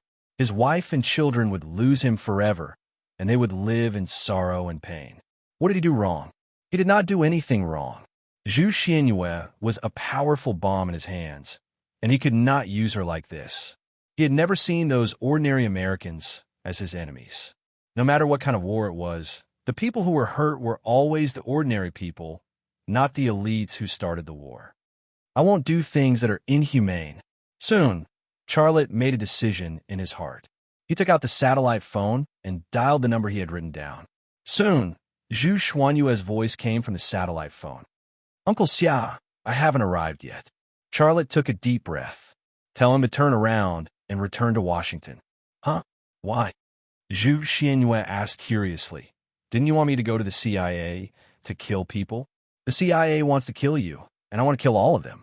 Whoever dares to stop me, I will kill them all. Charlotte felt a chill down his spine. Listen to me. The operation is canceled. Why? Listen to me. Wait for me in Washington. I will meet you in 50 hours. Charlotte made a decision. Are you coming to the United States? Yes, I want to come to the United States. I will solve the problem with you, Charlotte said. Zhu Xianyue was a bomb. It was not useful to control at all, and it would hurt innocent people. If he went personally and carried out the precise bombing, then he would not hurt innocent people. Moreover, it would be easier for him to achieve his goal this way. He had wanted to see what kind of place the AE Research Center was for a long time. This was also a good opportunity. In the past, the United States was his forbidden land, and he did not dare to set foot on the land of the United States. But now it was different. He had Zhu Xianyue, a super bodyguard. He had to be careful. His trip to the United States seemed dangerous, but it was absolutely under control. Zhu Xianyue might return to normal at any time. At that time, if he wanted to order her to do something, it would be full of unknown variables. Even at that time, it was not clear whether Zhu Xianyue was a friend or a foe. How could he order her to do things for him? He must finish what he had to do while he could still control her. Otherwise, there would be no chance in the future. Also, the FA organization was in Mexico, just next to the United States. This time, he not only had to carry out some operations in the United States, but he also had to take Zhu Xianyue to Mexico to settle the score with the FA organization. Due to these factors, his trip to the United States was now a must. Zhu Xuanyue's laughter came from the satellite phone. Uncle Xia, I knew you wouldn't leave me behind. You miss me too, right? Charlotte's emotions calmed down. He said lightly, Yes, I miss you too. Listen to me and wait for me in Washington. I will meet you in 50 hours. You keep that phone. I will contact you at any time. Okay, Zhu Xianyue said happily. Uncle Xia, I will listen to you. I will wait for you in Washington. After that policeman drives you back to Washington, don't kill him, and don't turn him into a fool. Okay? Charlotte said. Why didn't you say so earlier? I have already turned him into a fool, Zhu Xianyue said. Charlotte, I have already asked him to turn around. We are driving to Washington. Remember to come early. I miss you so much. I can't wait to see you now. Charlotte sighed softly. Okay, I will come as soon as possible. That's it. Wait for my call. Zhu Xuanyue's nasal voice came from the satellite phone. After ending the call, Charlotte's mood was a little heavy. Although he didn't do it himself, two innocent people became soulless fools because of him. His conscience was a little uneasy. This wasn't a good feeling. After 50 hours, he would arrive in Washington, UA. In addition to the more than 10 hours by plane, he must make all the arrangements in the remaining 30 hours. The first thing was to finalize a few wills with his lawyer and then give them to his women and Xia Shui. The second thing was how to leave China, which was also the most difficult thing. There's a team of special forces standing guard around peace residents. On the surface, it looked like they were protecting him, but in reality, they were also keeping an eye on him. His every move would be reported to their superiors. In this case, it was not easy for him to leave China without alerting anyone. As he thought about it, a face emerged in his mind, and the prototype of a plan was born. Let's do it. A smile appeared at the corner of Charlotte's mouth. Then he opened the safe in the study and took out the 2 human skin masks he used. Then, he returned to Liang Xiao's room with the tools to make the skin masks. The room was very quiet. Liang Xiao was sleeping soundly under the quilt. There was a sweet smile at the corner of her mouth. She looked so satisfied and happy. Charlotte didn't wake her up. He gently came to her dressing table, took a few cosmetics, and then went into the bathroom. But before he entered the bathroom, Liang Xiao's voice suddenly came from behind. "You're so annoying. No, you can't do that." Charlotte's feet suddenly seemed to be filled with lead, and he couldn't move. He turned around to look at Liang Xiao. The long-legged woman mischievously stretched out one of her legs, and half of her big white ball was exposed to the air. She didn't wake up. She was just talking in her sleep. However, her sleep-talking made people speechless, because Xiaolei had already guessed what kind of dream she was having based on her sleep-talking. "I have a baby. Be gentle." Charlotte, although he was shocked, he still walked over, took one of Liang Xiao's legs off the quilt, and then covered her with the quilt. "You're not even obedient in your sleep. You're definitely pregnant with a son." Charlotte reached out to slap her big white ball, but in the end, he didn't hit her. But if he hit her, she would definitely wake up. Then, the sweet dream would come true. And to him, time was of the essence. Charlotte entered the bathroom and began his artistic journey.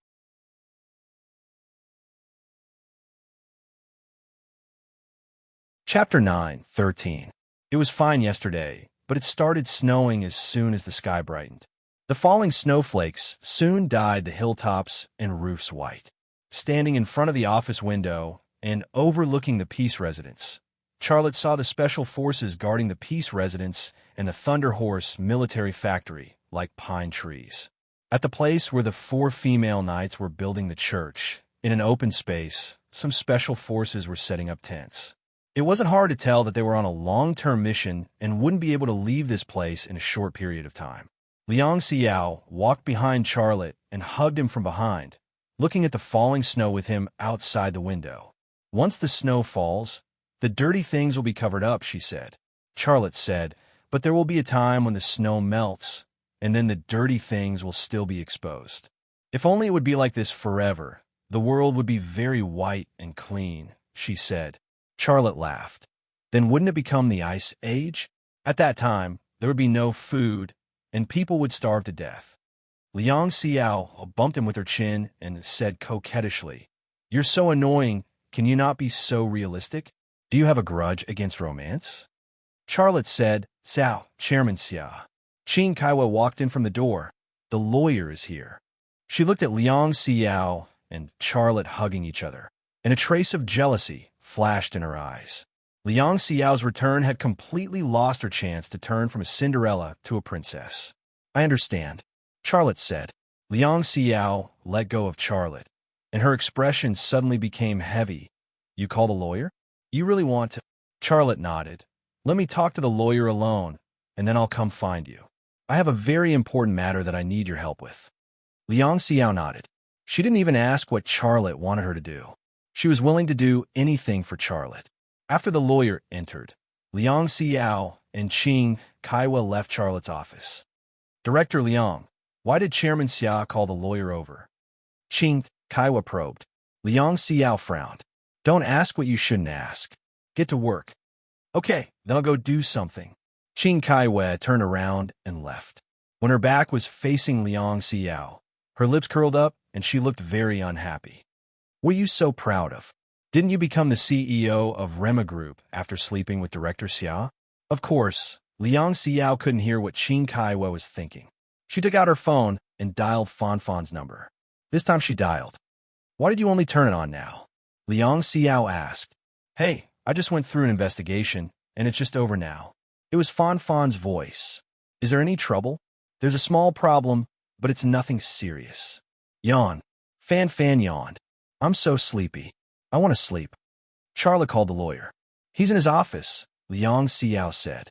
"Why did he call the lawyer?" He wants to make a will. Come over and take a look. Don't sleep, Liang Xiao said. Is he serious? I'll be right there. Fan Fan hung up the phone. She must have woken up. After standing quietly for a while, Liang Xiao dialed Jiang Rui's number again. Xiao, I'm in a meeting. Jiang Rui's voice was very soft.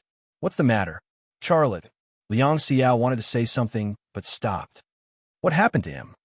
Jiang Rui suddenly became nervous. Wait for me. I'll tell you when I'm out. A minute later, her voice came from the phone again. Okay, I'm out of the conference room. Xiao, tell me, what happened to Charlotte? Is he in trouble? What happened on the Bo AO forum was hyped up by the foreign media, but there was no domestic news about it. It wasn't surprising that Jiang Rui didn't know what happened. No, it's... Liang Xiao hesitated for a moment and said, Charlotte wants to make a will. Huh? Jiang Rui's voice suddenly rose a few degrees. What's wrong with him? Why would he want to make a will? He's so young, and our child hasn't even been born yet. Why would he want to make a will? Liang Xiao sighed. I don't know, but the lawyer is in his office now. I try to persuade him, but you know his temper. He won't change his mind once he's decided. Making a will is a very big thing. You're also a member of this family, so I think you should know. If you have time, come to the capital. Okay, I'll ask for leave right away and fly over. Jiang Rui hung up the phone. Liang Xiao then dialed Long Bing's phone. Xiao, why are you calling me so early? What's the matter? Long Bing's voice sounded. Charlotte is making a will. Come over. Liang Xiao went straight to the point. Huh? Long Bing was surprised. Is he crazy? Liang Xiao smiled bitterly. I've already informed Fan Fan and Jiang Rui. If you come, our family will gather. Making a will is such a big thing. We women should get together and talk about it. It's really messy. Long Bing smiled bitterly. Okay, I'll come over right away. If he doesn't make it clear, we'll beat him up. How about that? Okay, beat him up. Liang Xiao smiled, but her smile was still full of bitterness. All four women were notified. Long Bing was the first to arrive at Lei Ma Jun's factory. When she was still parking her car, Fan Fan also arrived. It was impossible for Jiang Rui to arrive at the capital at this time, but she would arrive at Ping and Ju before dark. Charlotte's women were about to gather for the first time, and the first hostess meeting was about to be held. However, Charlotte, who was still in the office, didn't know about the situation yet. In the parking lot, Long Bing, who got out of the car first, stood next to her Night 15, waiting for Fan Fan. Although she and Fan Fan knew each other, they didn't really interact much. She was different from Liang Xiao. Liang Xiao actually played the role of rope or pivot in this family, connecting her with Fan Fan and Jiang Rui. Bing, your car is so domineering. Fan Fan walked over to Long Bing with a smile on her face. Long Bing smiled at Fan Fan. She rarely smiled. This smile was already a gesture of goodwill to Fan Fan. It was her attitude. The two women shook hands and hugged each other. When they separated, the two women looked at each other and smiled again. They both felt a little embarrassed, but the feeling was not very strong. They could both accept it. I really don't know what's wrong with him. Why'd he make a will? Fan Fan took Long Bing's hand and walked to the office building. As they walked, she said, We have to unite later and put pressure on him. Long Bing nodded, but she was thinking about something else. She said, Could it be related to the Forsen incident? Do you have any news? Fan Fan said, I can't do it this time. I just went through an investigation, and I got a call from Xiao as soon as I came back. I'll ask around and tell you and Xiao if I have any news. The three women met in front of Charlotte's office. They looked at each other. Although they were familiar with each other, it was the first time they had formally met like this, so they all felt a little awkward. Long Bing looked at Liang Xiao's belly and then looked at Fan Fan's belly. There was a flash of envy in her eyes. After all, she was also a woman. There was no woman who didn't want a child of her own, and she was no exception. Liang Xiao smiled and said, Bing, why are you looking at our bellies? Long Bing smiled awkwardly and said, I want to see if your bellies have gotten bigger. Fan Fan said, It's not that fast. I'm afraid it will take you a few months to see our bellies get bigger. Liang Xiao took Long Bing's hand and asked, Why are you pregnant? Long Bing's face suddenly turned red, and she said, I I don't want to be a mother so early. Don't lie to us. When you looked at my and Sister Fanfan's bellies just now, can I see the look in your eyes? Liang Xiao said, tell Charlotte to work harder. You also urge him to get pregnant as soon as possible. At that time, I, Sister Fanfan, Rui, and you will each have one. The 4 children will play together. How lively it will be. For women, for young mothers, for little kids crawling on the ground and crying, plus a common husband, the children's father. How messy was the picture? Long Bing couldn't imagine it. However, she didn't rule it out and even looked forward to it. Fanfan took Long Bing's other hand and said, Bing, tonight it is. You and Charlotte will be together tonight. Remember to ask him to use the antidote. That's what I developed. It can make you pregnant. You guys. Long Bing's face was so red that it was impossible to find a spot that wasn't red. It was still the same situation. Charlotte's house was really messy. The 3 women chatted, and it didn't take long before the office door opened. The lawyer, carrying a briefcase, walked out of the office and saw the 3 women. He nodded to them and then left. Charlotte appeared at the door and was slightly stunned. Fan Bing, when did you come? Fan and Long Bing didn't speak, and the 3 women entered the door together. Liang Xiao closed the door. The 3 women stared straight at Xiao Lei, their gazes unfriendly and their expressions heavy. Charlotte smiled bitterly and said, What are you doing? Are you going to quarrel with me? Why do we need to make a will? Liang Xiao was the first to ask. Yes, why do we need to make a will? Fan said, Last time, we thought you were joking, but we didn't expect you to really do it. Is there something you're hiding from us? Long Bing's thinking was different from the other 2 women. Charlotte shrugged and said, I know you're here for this. Xiao, did you call Fan and Frosty to come over? Liang Xiao said, It's me. Not only Sister Fan and a Bing, but I also called Rui. I think they'll be here tonight. I did it. What do you want? Charlotte said with a smile, I want to spank you. Liang Xiao rolled her eyes at Charlotte, but she believed that if it weren't for Fan and Long Bing, she would really get spanked. Charlotte walked to the desk and handed the 3 wills to the 3 women. This is a copy. The lawyer has taken the original to be fair. I did it. What do you want? The 3 women looked at each other. Suddenly, 6 soft fists pounced on Xiao Lei's body.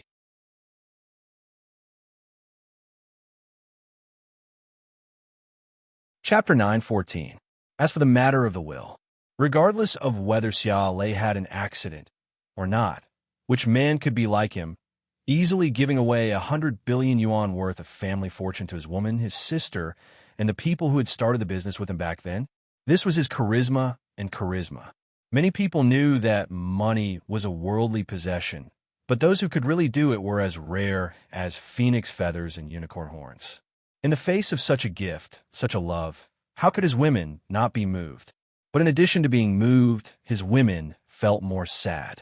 Charlotte's will made them vaguely feel that something bad would happen, but Charlotte didn't tell them, so it was useless for them to be anxious. The 3 women took turns to torture him, but to no avail. At first, they were full of energy, but in the end, they were discouraged. Are you really not going to tell us the truth? Fan looked at Charlotte with a sad and pitiful look. Among the 3 women in the office, she was the best at acting coquettishly. Charlotte said, What do you want me to tell you? Isn't it just a will? I'm just being prepared, so don't let your imagination run wild. Is that really the case? Liang Xiao stared at Charlotte, with suspicion and probing in her eyes. Long Bing and Liang Xiao were the same. They were agents, not women who could be easily fooled like Fan. Charlotte shrugged. I'm telling the truth, so don't ask. You know what the situation is now. I might become a lab rat one day. If I make arrangements early, I'll feel at ease. That's the reason I didn't lie to you. The 3 women looked at each other, not knowing whether to believe him or not. Of course, Charlotte lied to them. He made the will not because he was worried that he would be sent to some lab to be a lab rat one day, but because he was worried about the black-robed man and Zhu Xianwei. However, he would never tell them about the existence of the black-robed man, nor would he tell them what kind of existence Zhu Xianwei was. Knowing the truth wouldn't do them any good. Instead, it would bring disaster upon them. This time, he was going to shoulder it alone. Charlotte looked at his wristwatch and said, "It's going to be lunch soon. You guys go home and cook. We'll have a group lunch at noon." Liang Xiao said, "Rui is still here. If you want to have a reunion dinner, you should have it at night." Charlotte smiled. "A small one at noon and a big one at night. Isn't that enough?" "You wish." Fan Fan rolled her eyes at Charlotte. Long Bing said, "Then let's go back to Ping and residence. I don't want to work today. You guys cook. I'll be your assistant." "All right then, let's go back to Peace Residence," Liang Xiao said. Fan Fan glared at Charlotte again. "We'll let Frosty deal with you tonight." Charlotte, Long Bing's face suddenly turned red. She didn't wait for Fan Fan and Liang Xiao. She turned around and left. The two pregnant women really wanted her to be pregnant with Charlotte's child. She felt ashamed when she thought about such a thing. After the three women left, Charlotte called Ryu Youngnam to his office. "Brother, what's the matter?" Ryu Youngnam came in with a smile on his face. He and Xia Shui had developed to the point of talking about marriage, so he was more casual in Charlotte's office. "Close the door. I have something to talk to you about," Charlotte said. Ryu Youngnam was confused, but he still closed the office door. He was about to ask, but Charlotte walked to the lounge. He also followed into the lounge. Xiaolei closed the door to the lounge as well. "Brother, what's the matter?" Ryu Youngnam said with a smile. "So mysterious." Charlotte said sternly, "Masono, what I'm going to tell you next, you can only hear it alone. You can't tell anyone, including Xiao Xue." Ryu Youngnam also became serious. "Brother, you say it. What's the matter?" Charlotte didn't say it, but he took out a black suitcase from the safe in the lounge. He put the suitcase on the coffee table and opened it. There were 2 human skin masks in the suitcase. "Brother," Ryu Youngnam suddenly froze because one of the human skin masks in the suitcase was his and the other was Charlotte's. Charlotte said, "Masono, take one." Ryu Youngnam hesitated and reached for his own human skin mask. But Charlotte said, "I took the wrong one. It's the other one." "Ah." Ryu Youngnam looked at Charlotte in surprise. "Do you want me to pretend to be you?" He was a very smart person. Although Charlotte hadn't said what it was, he had already guessed Charlotte's purpose from Charlotte's words. "I have to leave for a while," Charlotte said. "As you can see, there are people watching me everywhere. If I leave directly, I can't do what I want to do." "Brother, what are you going to do?" "You don't have to worry about that," Charlotte said. "I will leave in the early morning tomorrow. After I leave, you will be me until I come back." "Where are you going?" "You don't have to worry about that," Charlotte said. "Just do as I say." Ryu Youngnam smiled bitterly. "Brother, it's not difficult to hide from the people who are watching you, but I can't hide from Sister Liang at all. I'm wearing a mask, and I bet she'll see through it in less than 5 minutes. At that time, she asked me, how should I explain it?" Indeed, whether it was Liang Xiao or Long Bing, they were all women who were integrated with Charlotte. His body shape, his eyes, his smell, the way he spoke, etc., they were familiar with everything about him. If Ryu Youngnam pretended to be him and stayed in the same office with Liang Xiao, he would be recognized in less than 5 minutes. At that time, Liang Xiao would probably greet him with a round of Wing Chun boxing. Charlotte took out an envelope from his pocket and handed it to Ryu Youngnam. "Give this letter to Xiao tomorrow morning, and she will know what to do. I don't expect you to hide from Xiao. On the contrary, I need her to help cover you." "Oh, then there's no problem." Ryu Youngnam relaxed and stuffed the envelope into his pocket. Charlotte said, "Remember, you'd better stay in the office and try to reduce the time you spend going out. Tomorrow, you send Secretary Ching away and ask her to go to Haiju branch. Do you understand what I mean?" Ryu Youngnam nodded. "I understand, brother." Charlotte hugged him. "Take good care of Xia Shui. Don't bully her, or I will beat you." Ryu Youngnam smiled awkwardly. "Brother, it's already lucky that she doesn't bully me. How would I dare to bully her? Yesterday, she asked me to carry her for a kilometer. A kilometer? Her high heels are broken.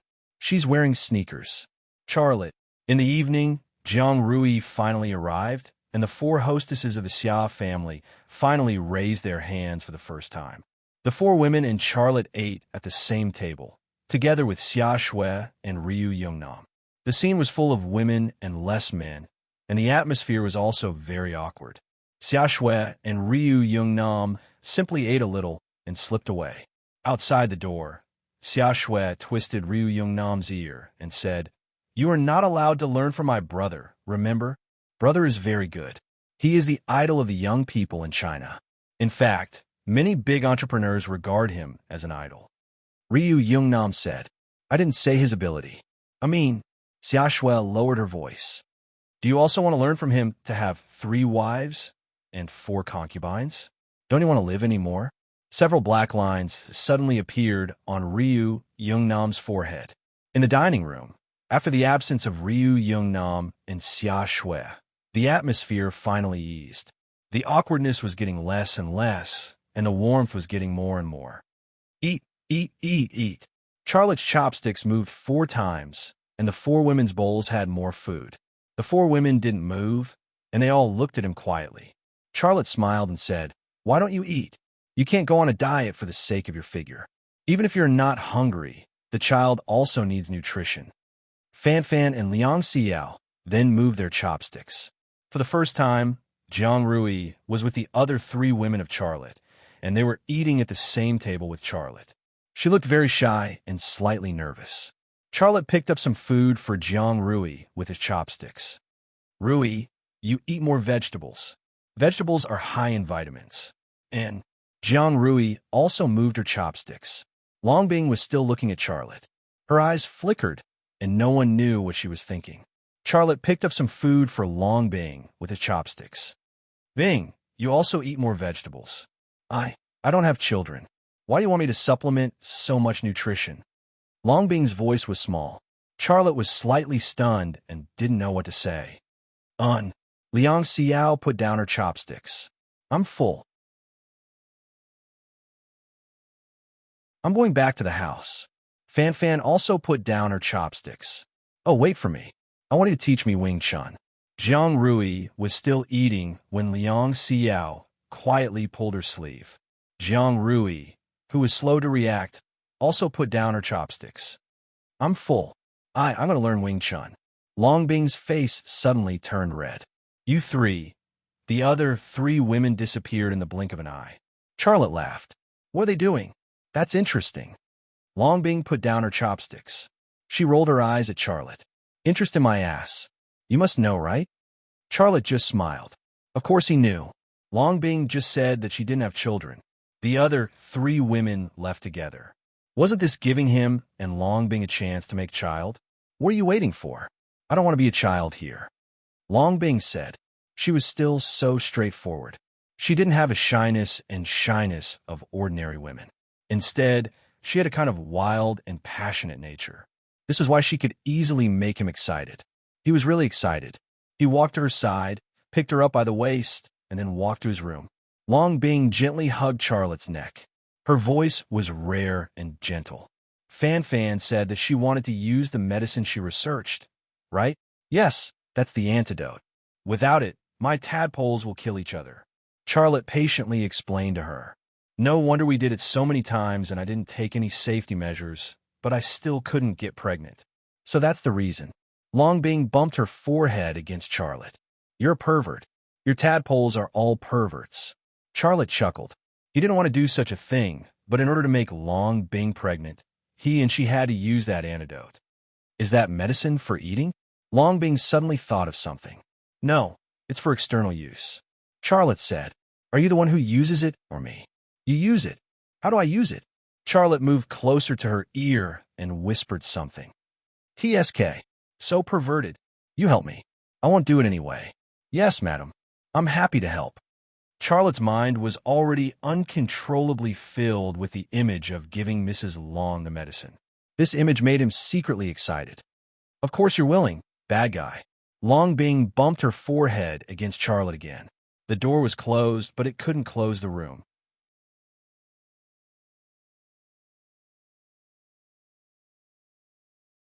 Chapter 9:15.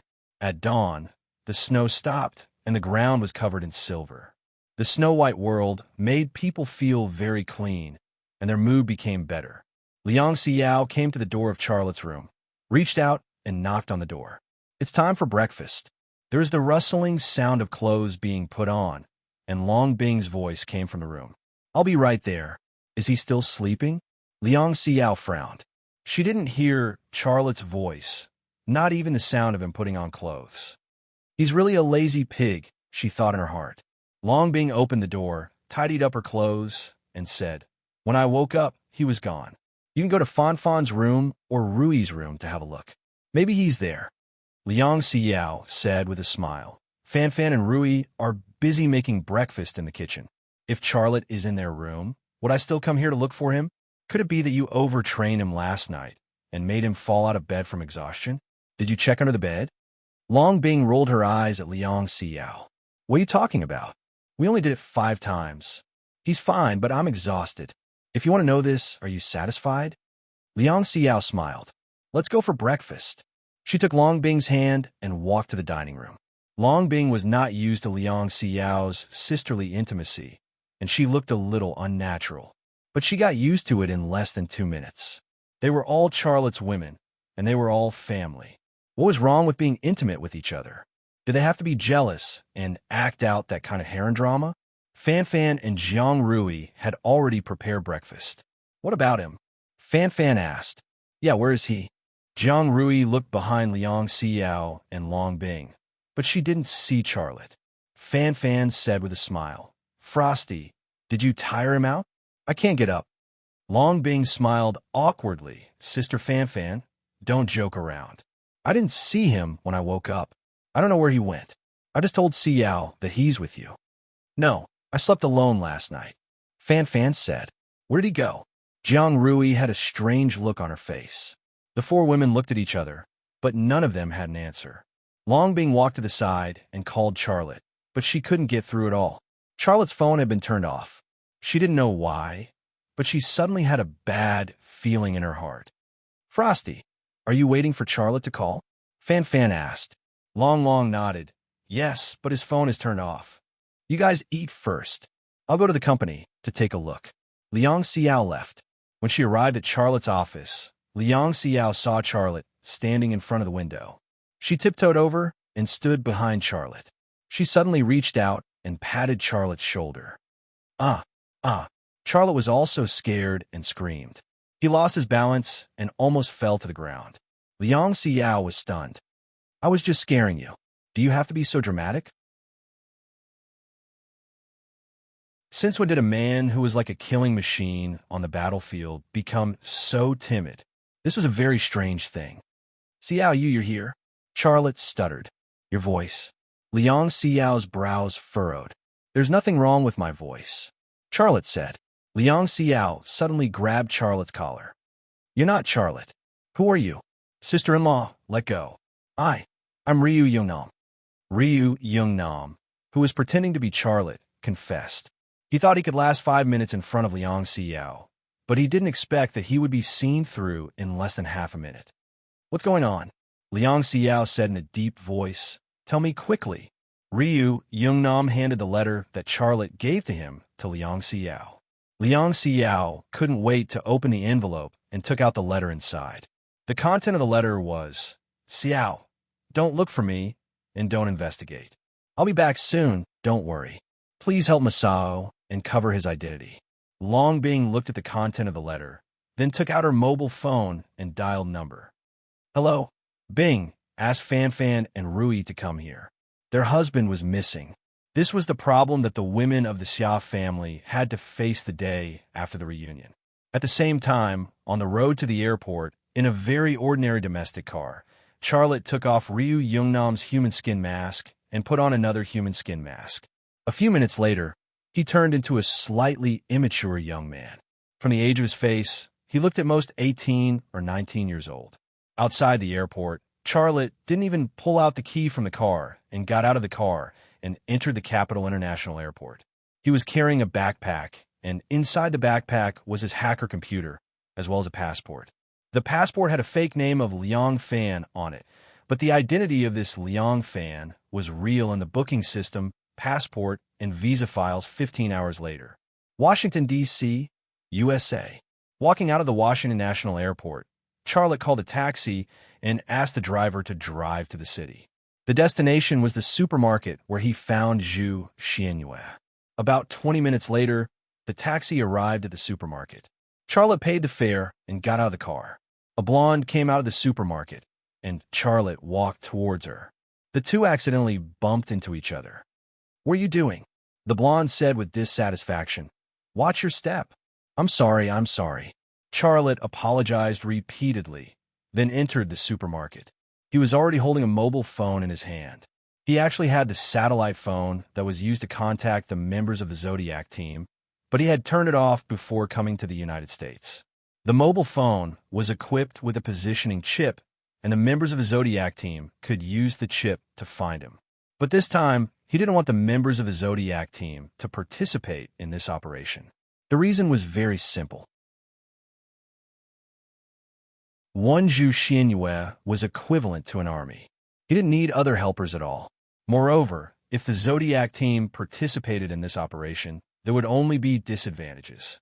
Entering the supermarket, Charlotte dialed Zhu Xianyue's number under a shelf.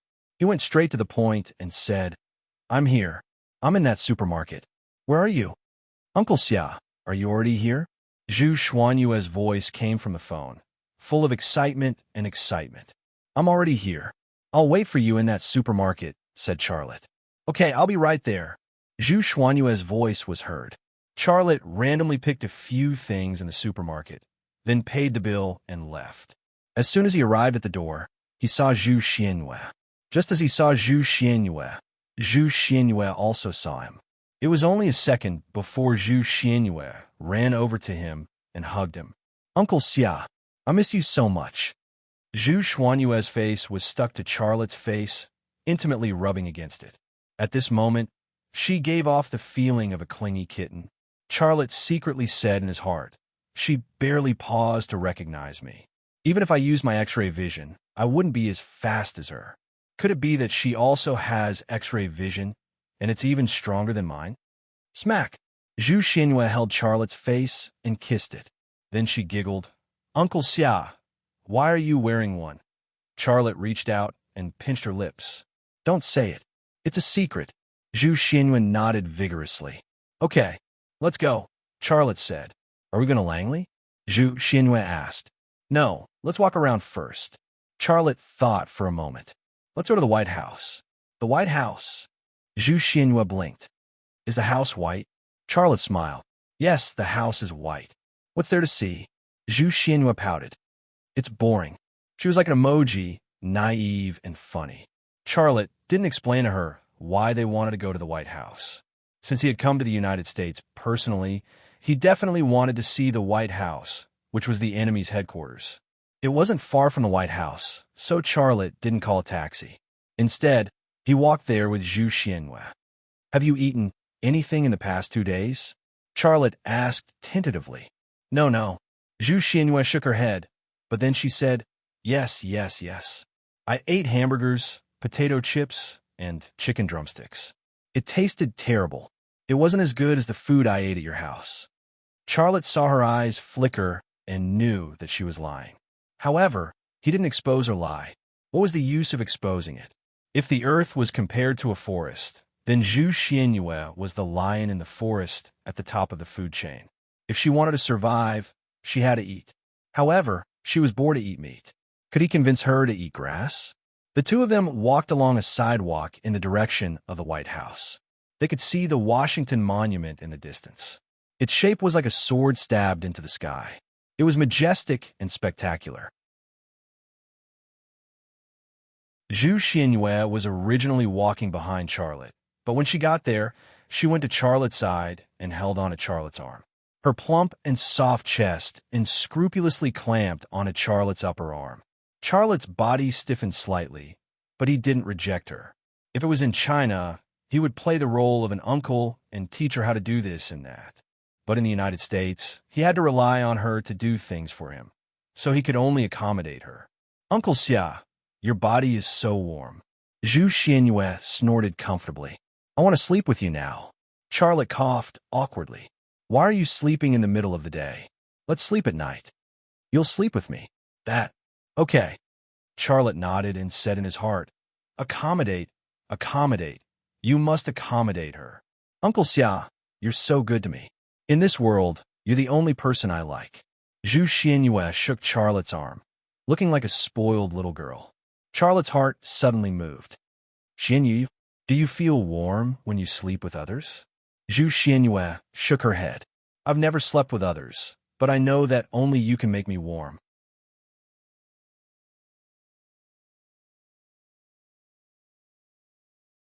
Chapter 9:16. Zhu Xuanyue's words reminded Charlotte of his experience on the Tavong snowy mountains. During that battle, he had taken off all his clothes and given them to Tang Yuyan, but his body had automatically adapted to the cold environment. When he slept with Zhu Xianyue, Zhu Xuanyue's body was as cold as ice, but his body automatically adapted to it, generating heat to resist the cold. Uncle Xia, you're nothing. I feel so comfortable when I'm close to you. Zhu Xianyue placed her head on Charlotte's shoulder. She called him uncle, but the way she and Charlotte walked was like a couple in love. Charlotte endured her harassment, as he thought to himself. Before she had a body, she called me and she liked to take hot baths with me. Now that she has a body, she likes to sleep with me. Now that she said something like that, could there be a connection between us that I'm not aware of? No, even if there's a connection between us, it should be related to the mysterious energy in my body. How could it be me? If not for that mysterious energy, I'm afraid I would still be carrying bricks or doing electric welding at some construction site in Haizhu. Right? Zhu Xianyue ignored the strange gazes around her and held Charlotte's arm more intimately, clinging to him like a kitten. Charlotte was still thinking about something. Is Mai the same as the prehistoric E? Are they the same? In the Book of Iron, the prehistoric E had a life and death battle with Zhu Xianyue. The armor of the prehistoric E was shattered, and Zhu Xuanyue's body was gone. How could the two of them be friends? If I'm the prehistoric, then Zhu Xianyue and I are natural enemies. But why is Zhu Xianyue so close to me? She even said that I was the only one who could keep her warm, and she seemed to enjoy being with me. Why is that? Zhu Xianyue, the prehistoric E, the black-robed man, Da Vinci, and many other mysterious past events flooded Charlotte's mind, turning it into a mess. Before he knew it, he had reached the side of the White House. Some tourists stood by the fence and took pictures of the White House, but they could not get close. Once they did, armed guards came to stop them. Other than the armed guards, there were also Secret Service personnel in black suits around the White House. Their expressions were serious, and their eyes were sharp and alert. Charlotte did not approach. He stood far away. Uncle Xia, do you want to go in and have a look? Zhu Xianyue said, I have a way in. Charlotte rolled his eyes at her. The method you're talking about is turning people into fools, right? How do you know? Zhu Xianyue looked surprised. Charlotte stopped talking to her. He moved his gaze to the White House. His left eye twitched slightly.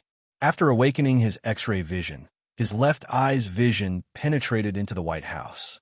His gaze swept through the rooms and soon stopped in an Oval Office.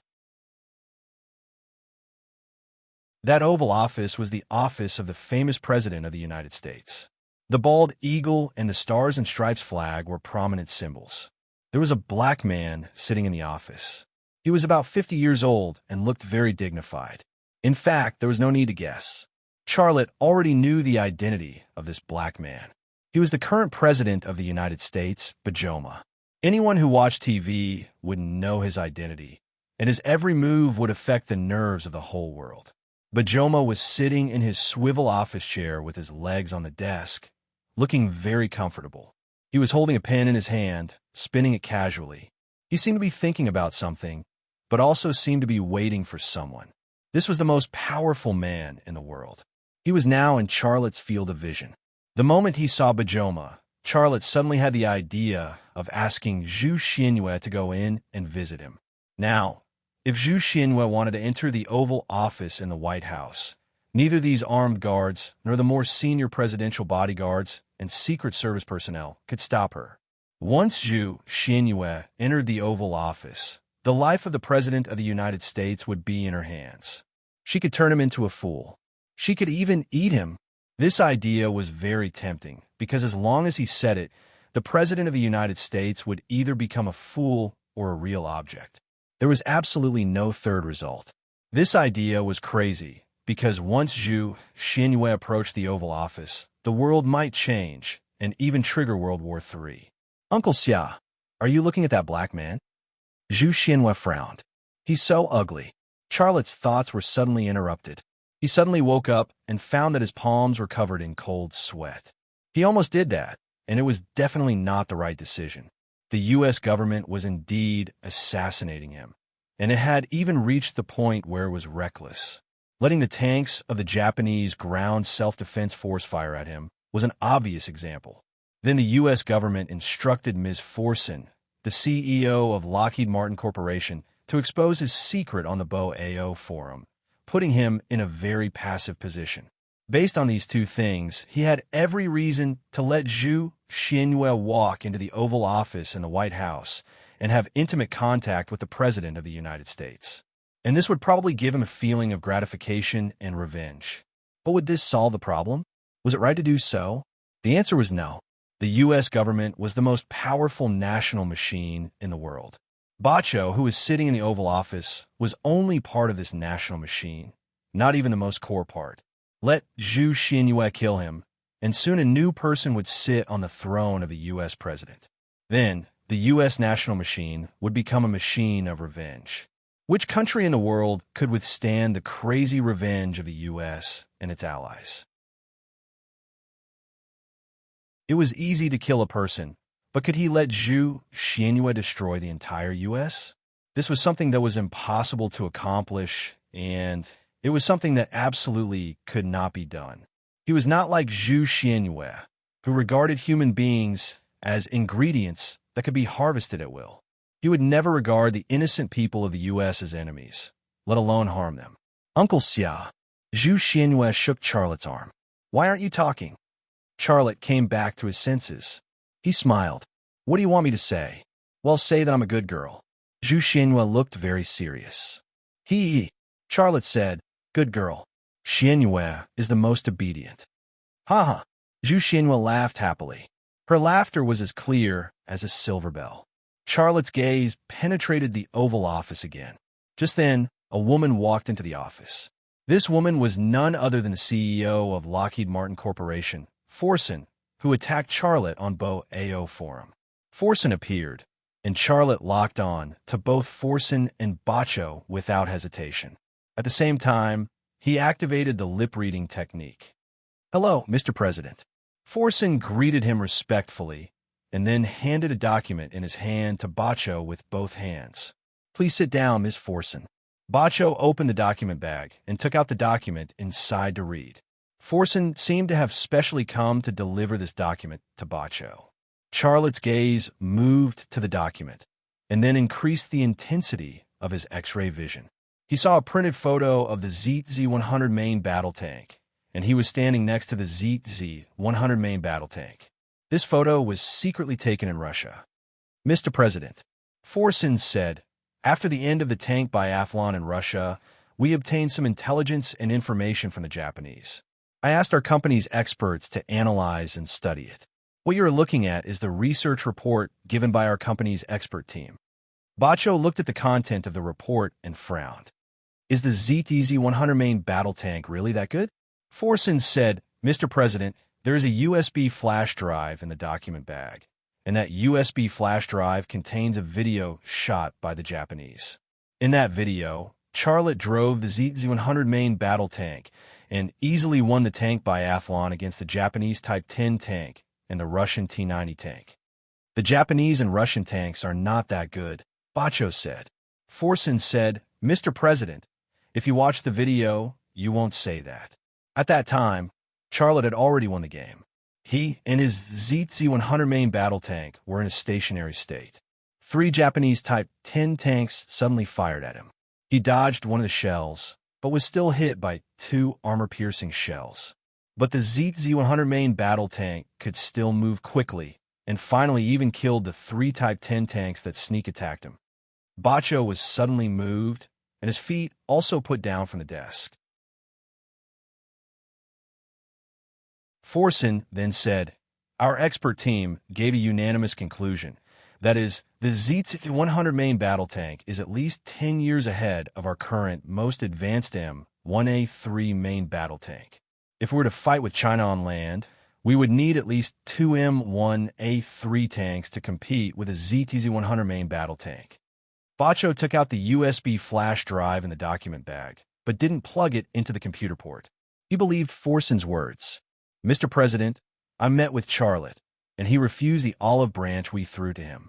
He has a deep hostility towards us, and he said that his next step is to develop the most advanced drones, and he wants to destroy our air superiority against China.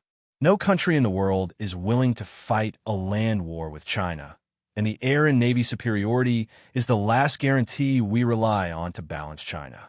If we lose this advantage, we will be in a very passive position, and we will not be able to protect our interests and our allies in Asia," Forsen said. "You exposed his secret, and China does not plan to touch him?" Bacho said, "The CIB intelligence personnel have investigated, and there is currently a special force stationed in the Rema Group's headquarters in Kyoto, but they are only surrounding it, and there is no more aggressive action," Forsen said. "He has already threatened the core interests of the United States, and he is the enemy of the United States, and his threat is greater than the terrorist organizations in the Middle East. Yes, once the comprehensive strength of the Rema Group surpasses our Lockheed Martin Corporation, we will usher in a dark history. Charlotte must die, and the next operation must be successful. You need to study and formulate a feasible plan." Bacho said, "You go back first. I will let the person in charge of the CIB contact you." "Okay, goodbye, Mr. President." Forsen got up and left. Charlotte withdrew his gaze and then pulled Zhu Xianyue forward. "Uncle Xia, where are we going?" Zhu Xianyue asked. "We're going to visit an old friend," Charlotte said. "And then sleep?" Zhu Xianyue looked at Charlotte eagerly. Charlotte, not far away, a Chevrolet Suburban off-road van drove out from behind the fence and onto the road. Charlotte's eyes locked on the license plate and remembered the string of numbers.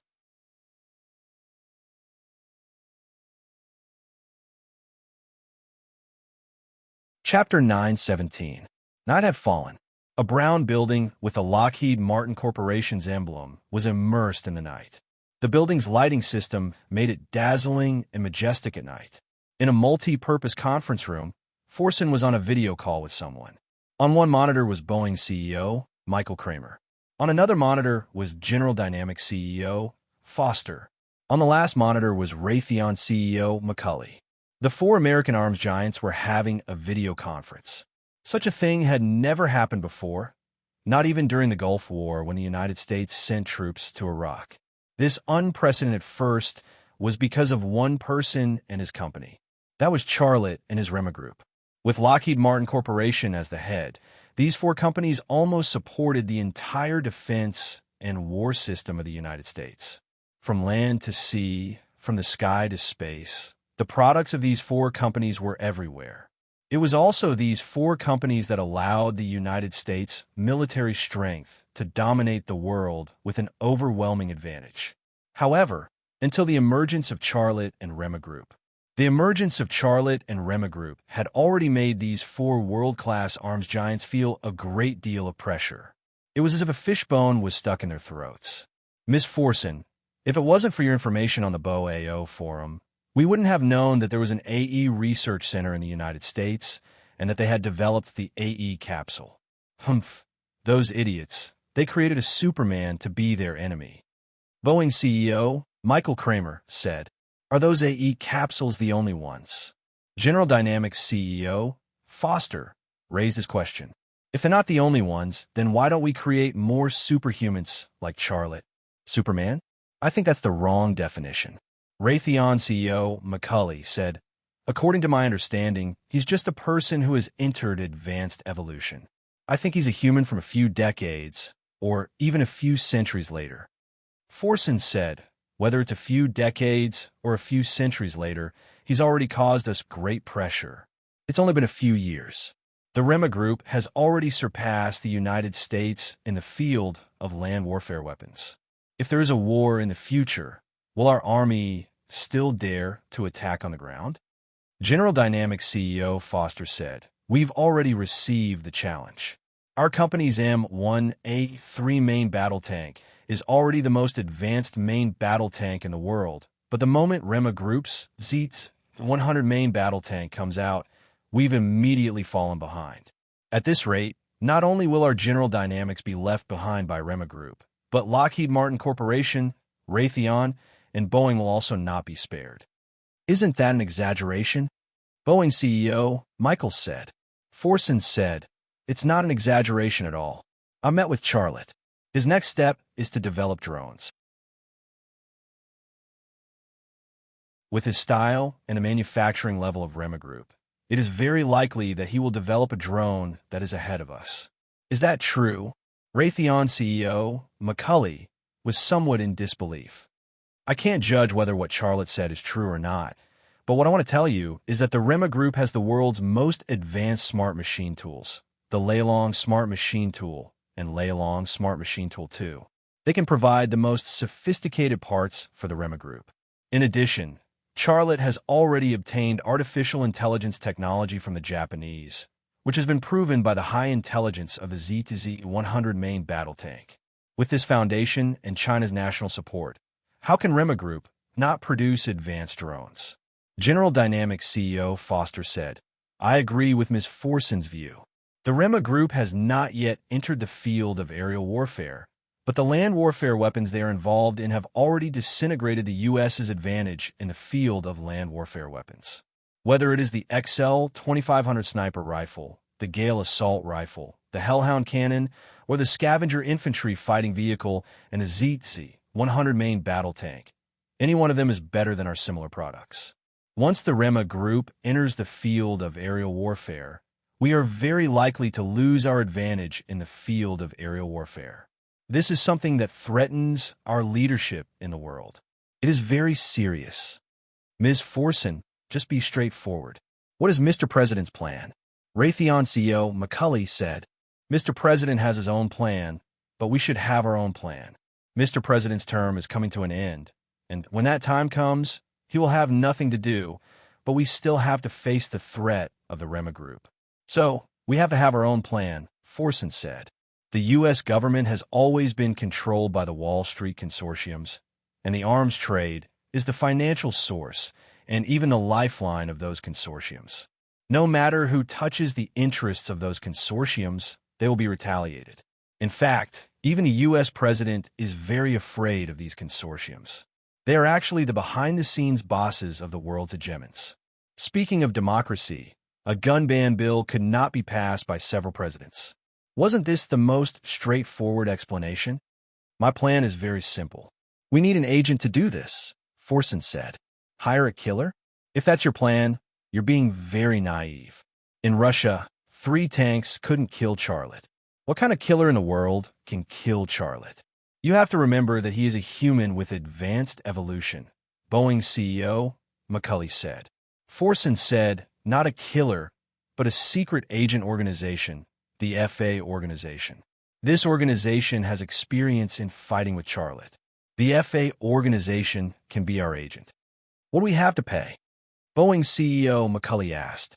Forson said, "Money, weapons, and equipment, in addition to intelligence and political support." Political support? General Dynamics CEO Foster said, "Ms. Forson, what do you mean?" Forson said, "Later, I will negotiate with the representative of the FA organization. He will put forward the conditions that the FA organization wants. I guess the FA organization wants a legal identity and to disappear from the U.S. government's hit list. If it's just money and weapons, I won't look for you. The FA organization wants a legal identity and to disappear from the U.S. government's hit list. This needs the cooperation of the 4 of us." "No problem. I will ask our senators to take action." "I agree. I also agree." The other 3 big shots reached a unanimous decision almost without thinking. Forson smiled. "That's it. When I'm sure, I will contact you again. Good night, gentlemen." The other 3 big shots disappeared from the monitor. Forson walked out of the conference room, and my Hattori was standing at the door waiting for her. When Forsen came out, my Hattori put a coat on her. Miss Forsen, how was the discussion? My Hattori asked. Forsen said faintly, it is related to their own interests. Will they not agree? My Hattori showed a smile. I think so too. The development momentum of the Rema Group is unstoppable. If we want to solve this problem, we can only do it as soon as possible. Can your father support us? After all, Japan is very close to China. Forsen looked at my Hattori with sharp eyes. My Hattori said, of course, there is no problem. My father told me that as long as you negotiate with the FA organization, he will let the Secret Service cooperate with the FA organization. That's good. Forsen changed the subject. Is the representative of the FA organization here? My Hattori said, he arrived 5 minutes ago. I arranged for him to be in the reception room on the top floor. He is waiting for you in the reception room. I will go see him. Forsen walked to the elevator. At the same time, a taxi stopped on the street opposite the building. The door opened, and a Chinese teenager wearing a baseball cap got out of the car. Then, a woman who was so beautiful that she seemed unreal also got out of the car. The man and woman were Charlotte and Zhu Xianyue. While visiting the White House, Charlotte remembered Forsen's license plate. He hacked into Washington's traffic monitoring system with ease and easily found this place. $5, thank you. The driver poked his head out of the window. Charlotte took out a $100 bill from his wallet and handed it to the driver. Keep the change. Keep the rest as a tip. Thank you, sir. Have a good day. The driver drove away. Uncle Xia, give me a tip, too. Zhu Xianyue took Charlotte's hand and shook it. Charlotte sighed. Stop it. I will give you as much as you want when we go back, but now we have to do something. Do what? Do you see that building? Charlotte pointed to the building across the street and said, let's climb up from the drainage pipe. Zhu Xianyue said, isn't it convenient to go in directly from the main door? We will be discovered. Those who discover me will become fools. Charlotte, Zhu Xianyue wanted to say something, but he pulled her to the corridor on the side of the building. It was indeed convenient to go through the main door, and Zhu Xianyue could also turn the people who found her into fools. However, they couldn't avoid the monitoring system in this building if they went in directly. Zhu Xianyue turned the guards into fools in the lobby downstairs. If the people in the monitoring room found out, wouldn't they sound the alarm? The two soon came to the corridor on the side of the building. The shadow cast by the building covered the entire corridor, and the environment here seemed very dark. However, it was convenient for Charlotte and Zhu Xianyue to act. Xianyue, you go up first, said Charlotte in a low voice. And Zhu Xianyue responded, grabbed the drainage pipe from the wall, and climbed up. When Zhu Xianyue climbed to a height of about 2 meters, Charlotte also grabbed the drainage pipe and climbed up. Whether it was Zhu Xianyue or Charlotte, such climbing was a piece of cake for the two of them. It was not a problem at all. However, Charlotte encountered a little trouble that made him embarrassed. That was the skirt on Zhu Xianyue's body. It was a short skirt, and the stockings under the short skirt were also strappy stockings. As she climbed up, the scenery under the skirt was exposed to his vision. However, what he saw was not a beautiful scenery, but a small white underwear with a sanitary pad.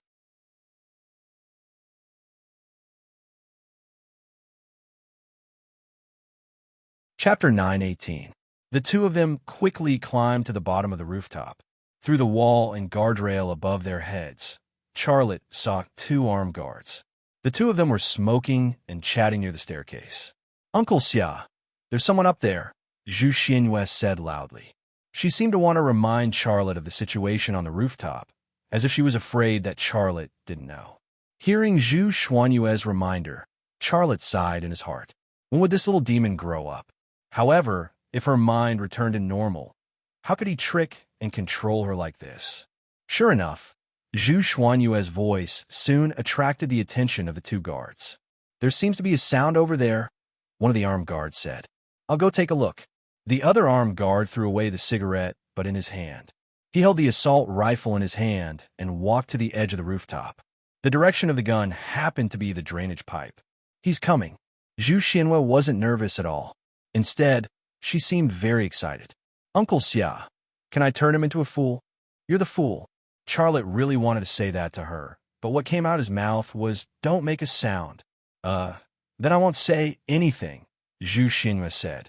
She paused for a moment, and then said, I'm going to climb up. She climbed up as soon as she said that. The armed guard was already very close. If Zhu Xinhua stuck her head out at this time, the armed guard might pull the trigger and blow her head off. In a moment of desperation, Charlotte grabbed her skirt and pulled her to prevent her from moving. However, how could Zhu Xinhua understand Uncle Xia's intention? She struggled with all her might. She climbed up, but her skirt fell down. Not only the short skirt, but also the small white underwear inside the skirt. With a whoosh, a big white ball appeared on the wall of the tall building. It was as white as jade, plump and round. It was so beautiful that it was suffocating. In fact, it wasn't just her big white blob, because it was at the bottom and it was in a vertical line. Xia Lei's line of sight was like a rash blind person who had accidentally fallen into a swamp and was instantly trapped. At that moment, he suddenly thought of a woman. The woman was called Gu Qian because he saw the same characteristics as Gu Qian. He had a very deep impression of Gu Qian's characteristics. The existence of Gu Qian in Zhu Xuanyue's resurrected body seemed to be evidence. Zhu Xinhua looked back at Charlotte. Uncle Xia, why did you take off my dress? Do you want to do that kind of bad thing? Charlotte, the armed guard, walked to the edge of the rooftop, but before he could poke his head out to take a look, his legs suddenly gave way and he collapsed on the rooftop. This was obviously Zhu Xuanyue's doing. Her method of killing was simply art.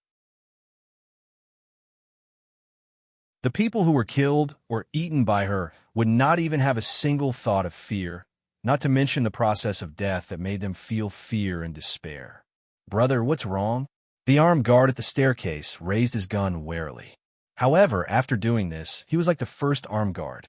It was as if the electricity in his body had been cut off, and all his bodily functions had disappeared. Charlotte saw all of this, and he felt a chill run down his spine. Other than the man in the black robe, he couldn't think of anyone else in this world who could resist Zhu Xuanyue's assassination. Zhu Xinhua climbed up. Her dress and underwear were originally at the bend of her legs, but when she climbed up, they fell to her ankles. More snow white entered his vision. It was so white that it was dazzling, intoxicating, and mysterious. This kind of snow white was like a needle that pierced into Charlotte's eyes, waking him up. He hurriedly let go of his hand, but the moment he let go, Zhu Xuanyue's dress and underwear fell. He reached out to grab it, but there was nothing. A short black dress, white underwear, and a sanitary pad flew in the night wind in the sky of Washington. This scene was unbearable to look at. Uncle Xia, you took off my dress. What should I wear? Zhu Xinhua turned around and looked at Charlotte with a questioning gaze. Charlotte felt that he wouldn't be able to clear his name even if he jumped into the Yellow River. Since when did he want to take off her dress? The little brat's thoughts were really strange. Zhu Xinhua climbed up to the rooftop, and Charlotte followed closely behind. Zhu Xinhua put her hands on her hips and looked angry.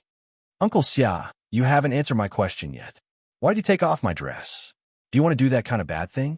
Charlotte smiled bitterly and said, What bad thing? Little brat, don't let your imagination run wild. Quickly take off a pair of pants and put on. Hurry up. I don't want to. Why? I don't want to wear something that other stinky men have worn. Are you going to act with me naked? Then I won't wear it either. At most, I'll kill everyone who has seen my ass. Zhu Xuanyue's gaze was fierce. Charlotte immediately became nervous. Are you going to kill me too? No, Uncle Xia. You can see my ass anytime you want. You're the only one who can see my ass. Zhu Xinhua giggled, but she only laughed twice before her laughter abruptly stopped. The look in her eyes changed, and the tone of her voice also changed. Shameless. You're still so lecherous. I'll make you remember me forever. Do you still remember me? This sentence was like a wooden stick hitting Charlotte's head hard. It made him dizzy and dumbfounded. The Zhu Xinhua in front of him was still Zhu Xinhua, but Charlotte felt that the person talking to him was Gu Qian. The Zhu Xinhua in front of him was actually composed of tranquility, Gu Qian's body, and Zhu Xuanyue's soul. When she had just woken up, the characteristics of tranquility and Gu Qian were very obvious. However, as time passed, Zhu Xianyue seemed to suppress the two parts of tranquility and Gu Qian. She did not expect Gu Qian to wake up at this time. Was there no pattern to it? Or did he accidentally trigger something? Was it like a switch? When the switch was touched, it would awaken the corresponding part of the switch. Charlotte's heart was full of guesses, and he was also full of vigilance. After all, as far as Gu Qian was concerned, she had every reason to kill him. He had taken everything from her: her father, her brother, and even her life. After a short moment of shock, Charlotte probed, "Gu Qian, is it you?" Zhu Xianyue shook her head. "Uncle Xia, who are you talking to?" Gu Qian had left. Charlotte was silent for a moment.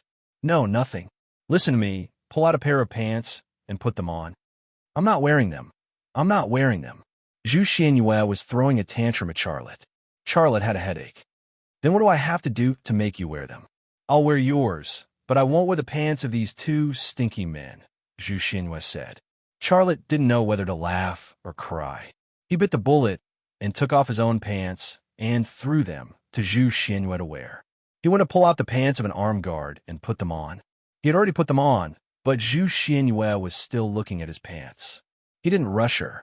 He took out the hacker's computer from his backpack and walked to a telecommunications junction box next to the staircase. 2 minutes later, he hacked into the building's surveillance system. Zhu Xianyue finally put on Charlotte's pants, but she didn't seem to be done playing.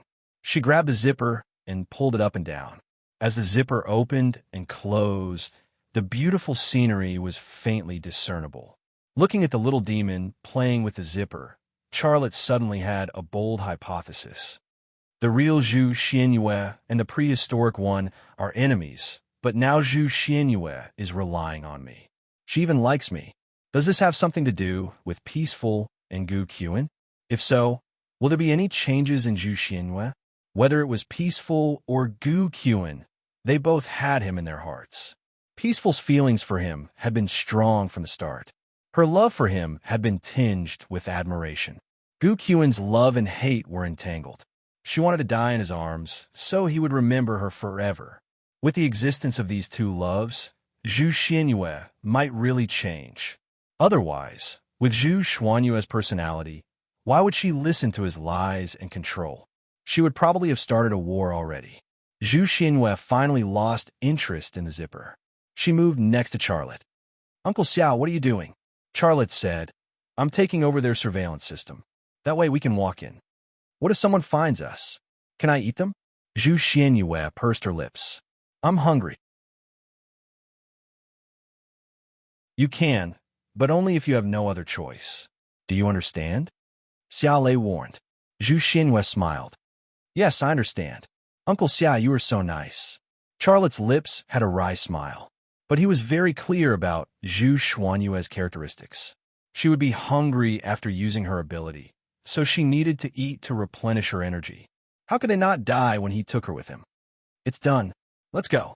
Charlotte stuffed the hacker's notebook into his backpack and pushed open the security door at the staircase. The door needed a password to open, but it was no longer needed. During the electronic attack, just now, he had unlocked all the doors that needed a password to open. During the process, just now, he searched for Forsen's location, but unfortunately, he didn't find her. Entering the staircase, Charlotte activated the X-ray vision of his left eye. He soon found two armed guards standing at the door of a room. He made a silent gesture to Zhu Xianyue, and then took out a pistol and a knife from the guards. But before he could give the signal to attack, Zhu Xianyue jumped out from his side. "Who is it?" Zhu Xianyue was discovered as soon as she appeared. "You saw me." "Haha." Zhu Xianyue looked very happy. The two armed guards wanted to raise their guns and aim at Zhu Xianyue, but they couldn't control their arms at all. They couldn't even control their tongues after being told that it was their arms. Zhu Xianyue ran to the two armed guards and then got in front of one of them. The armed guard's face instantly turned pale, and his pupils quickly dilated. 2 seconds later, he fell to the ground. Charlotte didn't need to use X-ray vision to know that his brain was now the size of an apple. The second armed guard also fell to the ground. Charlotte entered the hallway, and his left eye's vision penetrated the door guarded by the two guards. Two familiar faces suddenly came into his sight.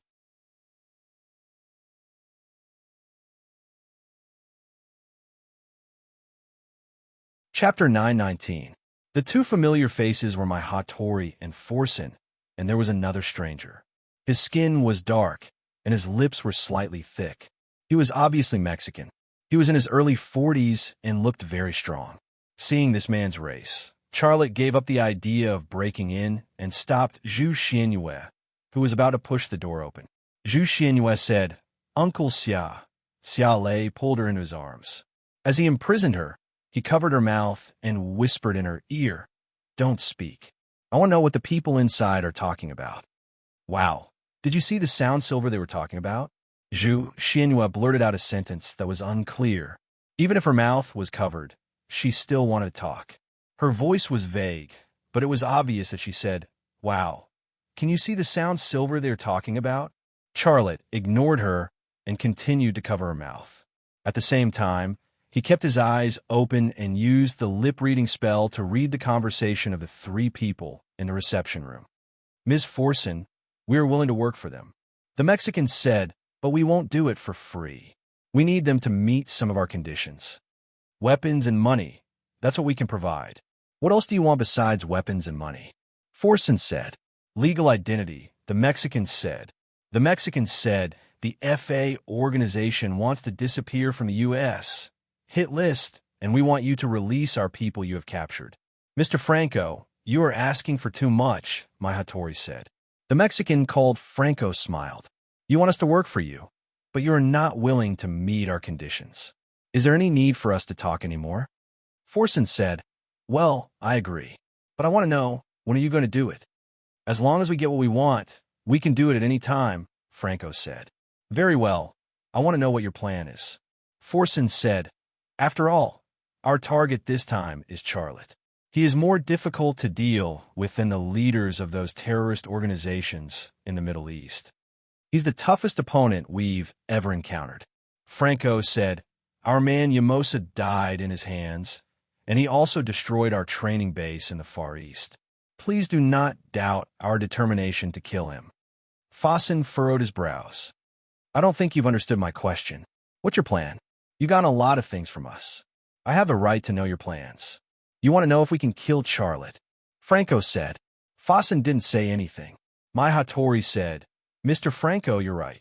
Our investment is not small, and as investors, we have to ensure that our investment will not be thrown into the water. Money and weapons aren't a big deal, but we'll need to invest a lot of manpower and resources to clear your identities.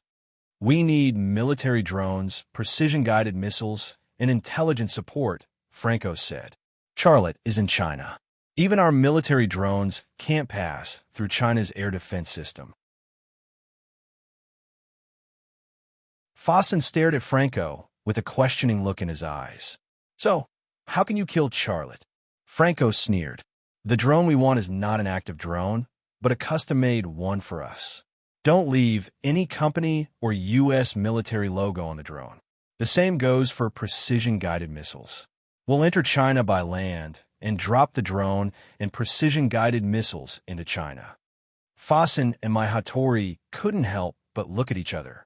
Franco continued, "We'll smuggle the drone and precision-guided missiles you gave us into China. We'll carry out targeted killings in China. By the time China's air defense system finds us, Charlotte will no longer exist. We can even blow up the Thunder Horse military factory." Fossen smiled. "Using drones and precision-guided missiles without any logo to carry out targeted killings in China is a bold plan, but it's also a great one. If you can blow up the Thunder Horse military factory, we're willing to give you a reward of $100 million. Of course, the premise is that Charlotte is dead. In addition to this plan, we have a backup plan," Franco said. "What backup plan?" Fossen looked very interested. Franco shook his head. "That plan is a last resort. Our leader told me very clearly that we just want you to believe in our strength and our determination to kill Charlotte. But I can't tell you about this backup plan. But Ms. Fossen, please believe me, even if the first plan fails, once we start this backup plan, Charlotte and the Thunder Horse military factory will definitely be finished. So, prepare 100 million in cash. We're going to get it. Haha, okay. Fossen laughed happily. In her opinion, the probability of success of the first plan was more than 70%. But the FA organization had more than one plan, and it seemed to have a more powerful backup plan. This was tantamount to giving her a reassurance, and she had no more doubts in her heart. My Hattori picked up a glass of red wine on the coffee table. Mr. Franco, Japan will be your logistics base. Go ahead and do it. Franco also picked up a glass of red wine. To our cooperation and success, cheers. The three goblets clinked together and made a crisp sound. But just as the three raised their glasses and were about to drink the wine in the glass, the door of the reception room suddenly opened. An Asian teenager and a woman appeared at the door. The goblet in Fossen's hand slipped from his hand and broke on the ground. Franco suddenly reached for his gun, but before he finished his action, his body froze, no longer under the control of his brain. In front of Zhu Xianyue, no matter how powerful a killer or agent was, they were nothing but food. Don't kill him, Charlotte shouted. Then can I turn him into a fool? Zhu Xianyue asked. You can't. Charlotte really wanted to slap her on the head, but in the end, he didn't dare to do so. After all, her mind was only a few years old. He couldn't expect her to understand his intentions like an adult or even a professional agent and cooperate with him. As long as she didn't make trouble for him, he would be satisfied. So boring. Zhu Xianyue shrugged. My Hattori suddenly shouted to the door. Hell dash, she originally wanted to shout the word help, but this word was only half completed when a big foot flew out of the air and kicked her in the lower abdomen. Her body flew off the ground and fell heavily on the ground. Who are you? What do you want? Fossen panicked, but as the CEO of Lockheed Martin Corporation, she didn't lose her aura. Even in this situation, she could question Charlotte with confidence. Slap. Charlotte waved his hand and slapped Fossen's face. Fossen's body spun half a circle on the ground before falling to the ground. A trace of blood came out from the corner of her mouth. Half of her face swelled up in the blink of an eye. She looked at Charlotte in horror and couldn't believe that this kind of thing would happen to her. She didn't dare to say a word, but she shut her mouth and didn't dare to say a word. After subduing my Hattori and Fossen, Charlotte took the pistol from Franco's waist and searched Franco's body. He found a phone, a wallet, and some white powder in a plastic bag. It was obviously drugs. Charlotte woke up Franco's phone and recorded the contents on the screen. There were phone numbers, text messages, and photos. Most of the photos were with a woman, and some of them were unbearable. Your wife or your girlfriend? Charlotte handed the phone to Franco. The screen showed an Indo-European woman wearing a thong. Her upper body was not covered by any fabric except the thong. The background of the photo was a village, which looked very poor. Franco remained motionless like a wooden statue. Charlotte suddenly remembered something. He said to Zhu Xianyue, "Don't control him anymore. I need him to speak." Okay, Zhu Xianyue responded. Franco's body suddenly returned to normal. The next second, he suddenly rushed to the door. Charlotte stretched out a foot. Bang! Franco tripped and fell to the ground. Charlotte stepped on Franco's back. Who is the leader of the FA organization? Who are you? Franco's eyes were full of anger. He obviously didn't understand what had just happened and what he was facing. Charlotte raised his foot and kicked Franco's waist. Franco groaned and his body curled up. The severe pain almost suffocated him, and his body trembled. What do you want? Fossen's voice was heard. If you want money, I can give it to you. Shut your mouth. Old bitch. Zhu Xianyue kicked Fossen's waist. Ah! Fossen screamed. Her body left the ground. In the blink of an eye, she flew to the window. Then she smashed open the floor-to-ceiling window and flew out. Charlotte was stunned. Zhu Xianyue covered her mouth and didn't dare to look at Charlotte's eyes. She seemed to be playing a game of imitation. She imitated Charlotte's movements to beat Fossen. But she didn't control her strength, and her strength was a terrifying power that even Charlotte couldn't resist. Charlotte broke into this room and didn't let Zhu Xianyue kill any of the three people. His purpose was to get more information. He would kill Forsen and my Hattori, but that was after getting valuable information. He didn't expect that because of Zhu Xuanyue's naughtiness, she caused such an accident. Boom! The sound of the roof breaking came from downstairs. Forsen's body hit the roof of the Chevrolet Suburban off-road van she was riding in. The roof was suddenly deformed, and the window glass was shattered by the huge impact. The ear-piercing car alarm sounded. The armed guards of Lockheed Martin Corporation ran to check it out. A few seconds later, the entire building was filled with the sound of alarms.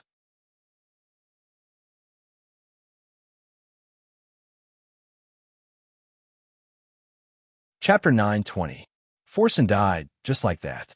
Her death was not only a tragedy, but also a drama. With Forsen's death, Lockheed Martin Corporation would have a new CEO. This would not affect Lockheed Martin Corporation at all, but it would affect Charlotte's actions. It was very simple. Forsen was not an ordinary person. She was killed in Lockheed Martin Corporation's Washington office. One could imagine how big a sensation this incident would cause in American society. Charlotte did have a plan to kill Forsen, but his plan was to kill Forsen after obtaining valuable information. The most important step was to get rid of Forsen's body and delay the American intelligence agencies and the police from discovering Forsen's death. Doing so would also minimize the impact. After all, Forsen was not an ordinary person. She was the CEO of Lockheed Martin Corporation. With such an important person dead, how could the American intelligence agencies not go crazy? With Zhu Xuanyue's kick, things had developed in a direction that Charlotte did not want to see. That, Uncle Xia, I didn't mean it. Zhu Xianyue lowered her head, looking like a child who had done something wrong. Charlotte could not do anything to her. Franco suddenly jumped up from the ground and ran to the door. Xia Lei stretched out his leg and tripped Franco to the ground. He pulled out his saber and stabbed it into Franco's leg. Blood splattered, and Franco screamed. Zhu Xuanyue's eyes suddenly moved to Mai Hattori. Her eyes flashed with excitement. Mai Hattori's eyes were still closed, and she had not woken up. There were messy and hurried footsteps coming from the hallway outside the door, and someone was calling for reinforcements on the communicator. The armed guards of Lockheed Martin Corporation had obviously found the body lying in the hallway. Charlotte pointed to the door and said to Zhu Xianyue, "What are you waiting for? Go out and block those people for me." "I can. Do whatever you want." Charlotte roared at her. Huh. Zhu Xianyue didn't care about Mai Hattori anymore and rushed out of the door. As soon as she went out, she heard someone yelling at her to kneel down. Then came the sound of gunshots and screams. It was a mess. For Zhu Xianyue, the happiest thing was to eat and kill people. In the room, Charlotte started what he was going to do. He turned the knife in Franco's thigh and said, "Tell me, who is the leader of the FA organization? What's your backup plan?" Franco spat a mouthful of blood at Charlotte. Charlotte pulled out the knife from Franco's thigh and stabbed it into Franco's abdomen. Blood gushed out, drenching the floor in the blink of an eye. "Ah! Speak," Charlotte roared. "Who are you?" "Damn it." Charlotte pulled out the knife and stabbed it into Franco's abdomen again. Franco's mouth was wide open, and he kept inhaling. Charlotte pulled out the knife again and stabbed Franco again. After 3 stabs, Franco's body didn't move, but there was no fear in his eyes. On the contrary, there was a kind of almost morbid excitement. "Kill me, kill me. Who are you? Who are you?" Franco's mind was in a mess. Charlotte pulled out the knife from Franco's body for the 4th time and put it against his heart. "Last chance, tell me, who is the leader of the FA organization, and what is your backup plan?" Franco squinted at the window. Charlotte suddenly realized something and looked over. At that moment, Mai Hattori, who had fainted on the ground, suddenly jumped up from the ground. But she didn't rush to Charlotte, nor did she escape to the door. Instead, she turned around and threw herself at the floor-to-ceiling window that was broken by Forsen. In the blink of an eye, her body went through the floor-to-ceiling window and fell to the ground. Bang! Another muffled sound. But this time, The sound was much quieter than the one when Forsen fell. Charlotte suddenly understood. My Hattori didn't jump off the building to commit suicide, but to escape. She had been pretending to be unconscious, waiting for a chance to escape. Forsen was kicked away by Zhu Xianhua. He crashed through the floor-to-ceiling window and fell on the roof of a car downstairs. Forsen was dead, but her body could provide her with a shock absorber. This was the 7th floor. Although it was risky, she had the courage to jump. Whether it was the terrifying psychopathic woman or the Asian teenager who stabbed Franco, these are the reasons why she made such a decision. She knew very well that if she stayed and waited for the Asian teenager to kill Franco, she would be the next one to die. The shrill sound of sirens came from downstairs. It was the sound of police cars and special vehicles. "Ha!" Franco laughed maniacally. "You must be one of Charlotte's men, right? Charlotte is dead, and so are you. I'll see you in hell." Charlotte stabbed him in the heart. Franco closed his mouth for good. He didn't reveal any secrets to Charlotte, because he knew that even if he told Charlotte all the secrets he knew, what awaited him was the same stab. Charlotte came to the floor-to-ceiling window and looked down. The place where my Hattori fell happened to be on top of Forsen's body. She lay motionless on the roof of the car, and it was hard to tell whether she was dead or alive. In the open space in front of the building, a large group of police and National Guard soldiers were rushing into the building. There were so many of them that it was hard to count. After all, this was the capital of the United States, and this building was also the building of Lockheed Martin Corporation. It was normal for there to be a National Guard nearby. "There's someone up there." A National Guard officer suddenly pointed at the broken floor-to-ceiling window and shouted, "Tut, tut, tut." A machine gunner on a military vehicle raised his gun and fired at the floor-to-ceiling window. Charlotte quickly retreated, and a burst of machine gun bullets smashed the remaining tempered glass and stabbed into the ceiling. The ceiling fell down with a loud crash, and the concrete blocks on the roof were brought along with it. He couldn't stay here any longer. Charlotte ran out of the room. The bodies of armed guard were lying in disorder in the corridor. Zhu Xianhua was stabbing the body of a guard who was still alive with a military knife. The unlucky guy had been stabbed into a sieve and was bleeding all over. "Speak. What secret do you know?" Zhu Xianhua pulled out the knife and stabbed the guard's lower abdomen. The guard screamed, "Don't kill me! Don't kill me! Enough!" Charlotte shouted, "Don't torture him anymore. Let's get out of here." "Oh, right away." Zhu Xianhua put her palm on the guard's head. The guard stopped moaning in the blink of an eye. The blood on his face quickly disappeared, and his pupils dilated. This was his fate. First, he was Zhu Xianhua's toy. Then he became food. Charlotte didn't stop Zhu Xianhua, because he knew very well that with so many cuts on his body, even if Zhu Xianhua didn't kill him, he wouldn't be able to live. More importantly, he saw him and Zhu Xianhua, so he couldn't leave him alive.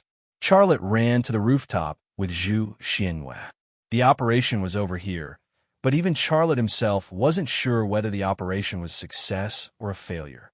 Getting rid of Forsen was a good harvest. The 4 major arms giants of the United States had formed an alliance, and Forsen was the leader of this alliance. Forsen was dead. Although there would inevitably be a new person to replace her, it would take time. So killing Forsen was equivalent to winning some time. In fact, the biggest gain was knowing the 2 action plans of the FA organization. Although it was only one, it was also very important to him. He didn't need to install a missile air defense system in the Thunder Horse military factory. He only needed to tell this information to Tang Yuyin or Long Bing, and they would report it and start the defense plan. However, this operation failed again. The first failure was that he didn't let Zhu Xianhua interrogate Franco, because Zhu Xianhua had the ability to read the information stored in people's brains. If he had let her interrogate Franco at that time, he would have gotten information about the backup plan and even information about who the leader of the FA organization was. However, the situation was very chaotic at that time. He was worried that Forsen or my Hattori would activate some secret alarm device, so he rushed over. When Zhu Xianhua subdued Franco, he also kicked my Hattori and knocked Forsen down. Then, he gave Franco a kick. It was that kick, the kick that was meant to vent his anger. Zhu Xianyue copied him and also gave Forsen a kick, and then Forsen flew down the building. After all, it was a hasty action without a thorough plan. The situation was also very chaotic at that time. Coupled with the many uncontrollable factors of Zhu Xianyue, it resulted in such a result. Who was to blame? Are you blaming me? On the rooftop, Zhu Xianyue asked Charlotte cautiously. Charlotte glared at her. Let's go back and discuss this matter. Right now, it's more important to run for our lives. You must be blaming me. Let's go. Charlotte sprinted to the edge of the rooftop. When he was near the edge, he jumped up and flew out of the rooftop. He crossed a distance of more than 10 meters and landed on the roof of a 2-story building opposite him. Zhu Xianyue also copied Charlotte's actions. After a dash, she jumped up and landed on the opposite roof. Hug me, Zhu Xianyue said excitedly to Charlotte, who had just gotten up. Charlotte glanced at her and took a step back. Bada! Zhu Xianyue lay on the ground, her limbs spread out. You. Zhu Xianyue looked at Charlotte with a wronged expression. You did it on purpose. Charlotte shrugged. Are you blaming me? Oof. Zhu Xianyue got up from the ground and rubbed her towering chest. My breasts hurt from the fall. Both of them hurt. Charlotte was speechless. Lights appeared on the opposite building. It was the light beam of the National Guard holding a tactical flashlight. Before a beam of light moved in this direction, Charlotte had already pulled Zhu Xianyue into the stairwell. The search by the Washington police and the National Guard was only the beginning. The possibility of catching Charlotte, who had X-ray vision, and Zhu Xianyue, who could control people's brains, was almost zero. Uncle Xia, where are we going to sleep? In the process of flying downstairs, Zhu Xianyue did not forget the benefits she wanted the most. Charlotte shut his mouth tightly.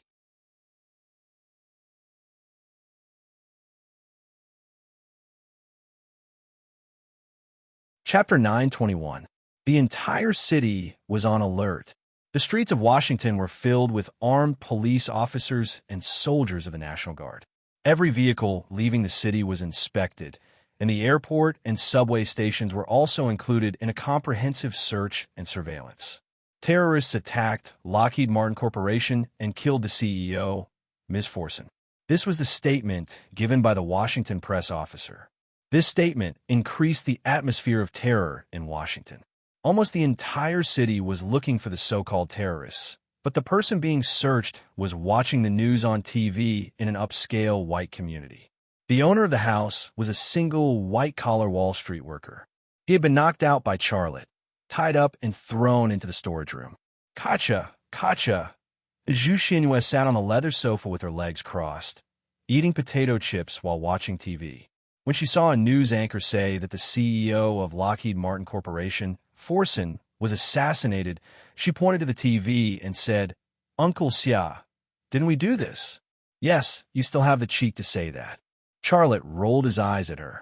If you hadn't kicked Forsen downstairs, this wouldn't have happened at all. Everything had been under his control, but that kick had ruined his perfect plan. Are you blaming me? Zhu Xianyue looked at Charlotte eagerly. Charlotte stared at her. Shouldn't I blame you? Zhu Xianyue closed her mouth and then began to eat potato chips. Kacha! Kacha! Charlotte also watched TV, but he was thinking about something else. Forsen's death shocked the entire American society. In the next period of time, the investigation would definitely be intensified. Acting rashly would bring great risks. It was unknown whether my Hattori was alive or dead.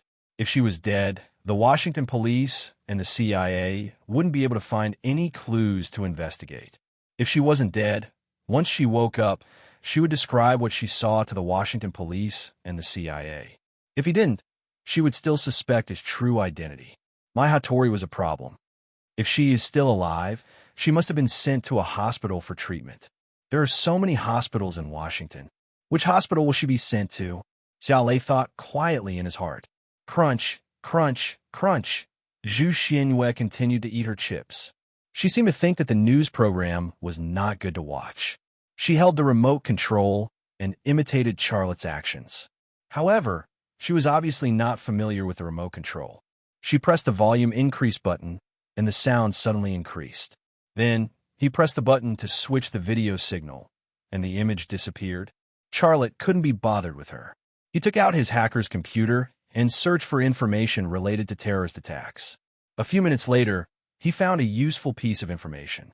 The Washington police had sent the wounded to the same hospital for treatment in several major criminal cases.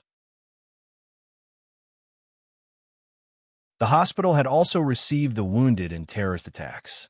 The hospital was called Lincoln Hospital.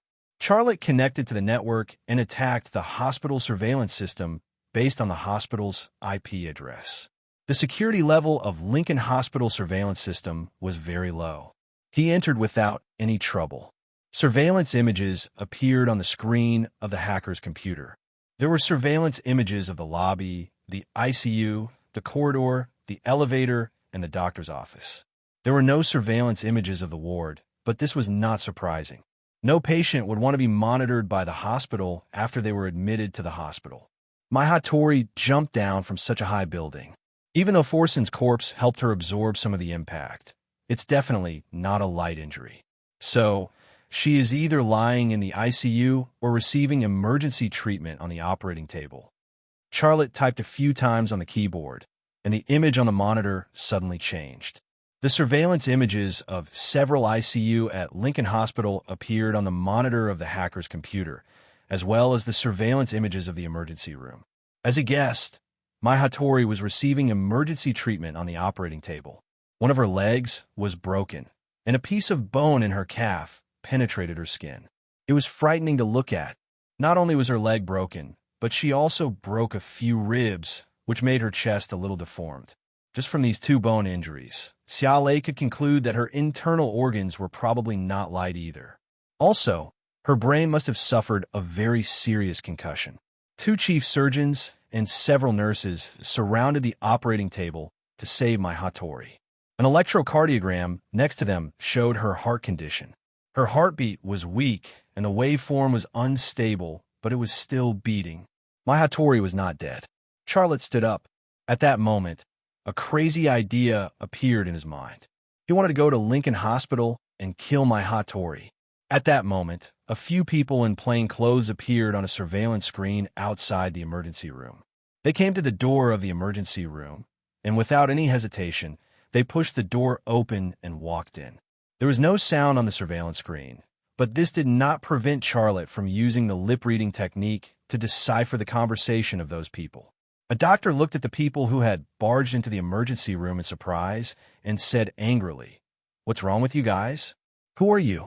Don't you know that you can't enter the operating room during surgery?" The leading white man said, "We are from the CIA. This patient is very important to us. She is related to a terrorist attack. Doctor, please tell me her current condition." "I see," the doctor said. "She is seriously injured, and her condition is very bad, but we are confident that she will survive." "Can she speak?" "You mean now?" "Yes, now." The leading white man said, "I need to know something from her, something about the terrorists." The doctor shook his head. "That won't do. She is very weak and has been in a coma. She can't cooperate with your investigation now." "Can you give her adrenaline?" "No, that will kill her." The doctor refused. "When do you think she will wake up?" The leading white man asked. "At least 8 hours later," the doctor said. "Well, I will come back in 8 hours." The leading white man left the emergency room with his people. A group of CIA agents walked out of the emergency room. The leading white man stopped and said, "You stay here and protect the Japanese woman.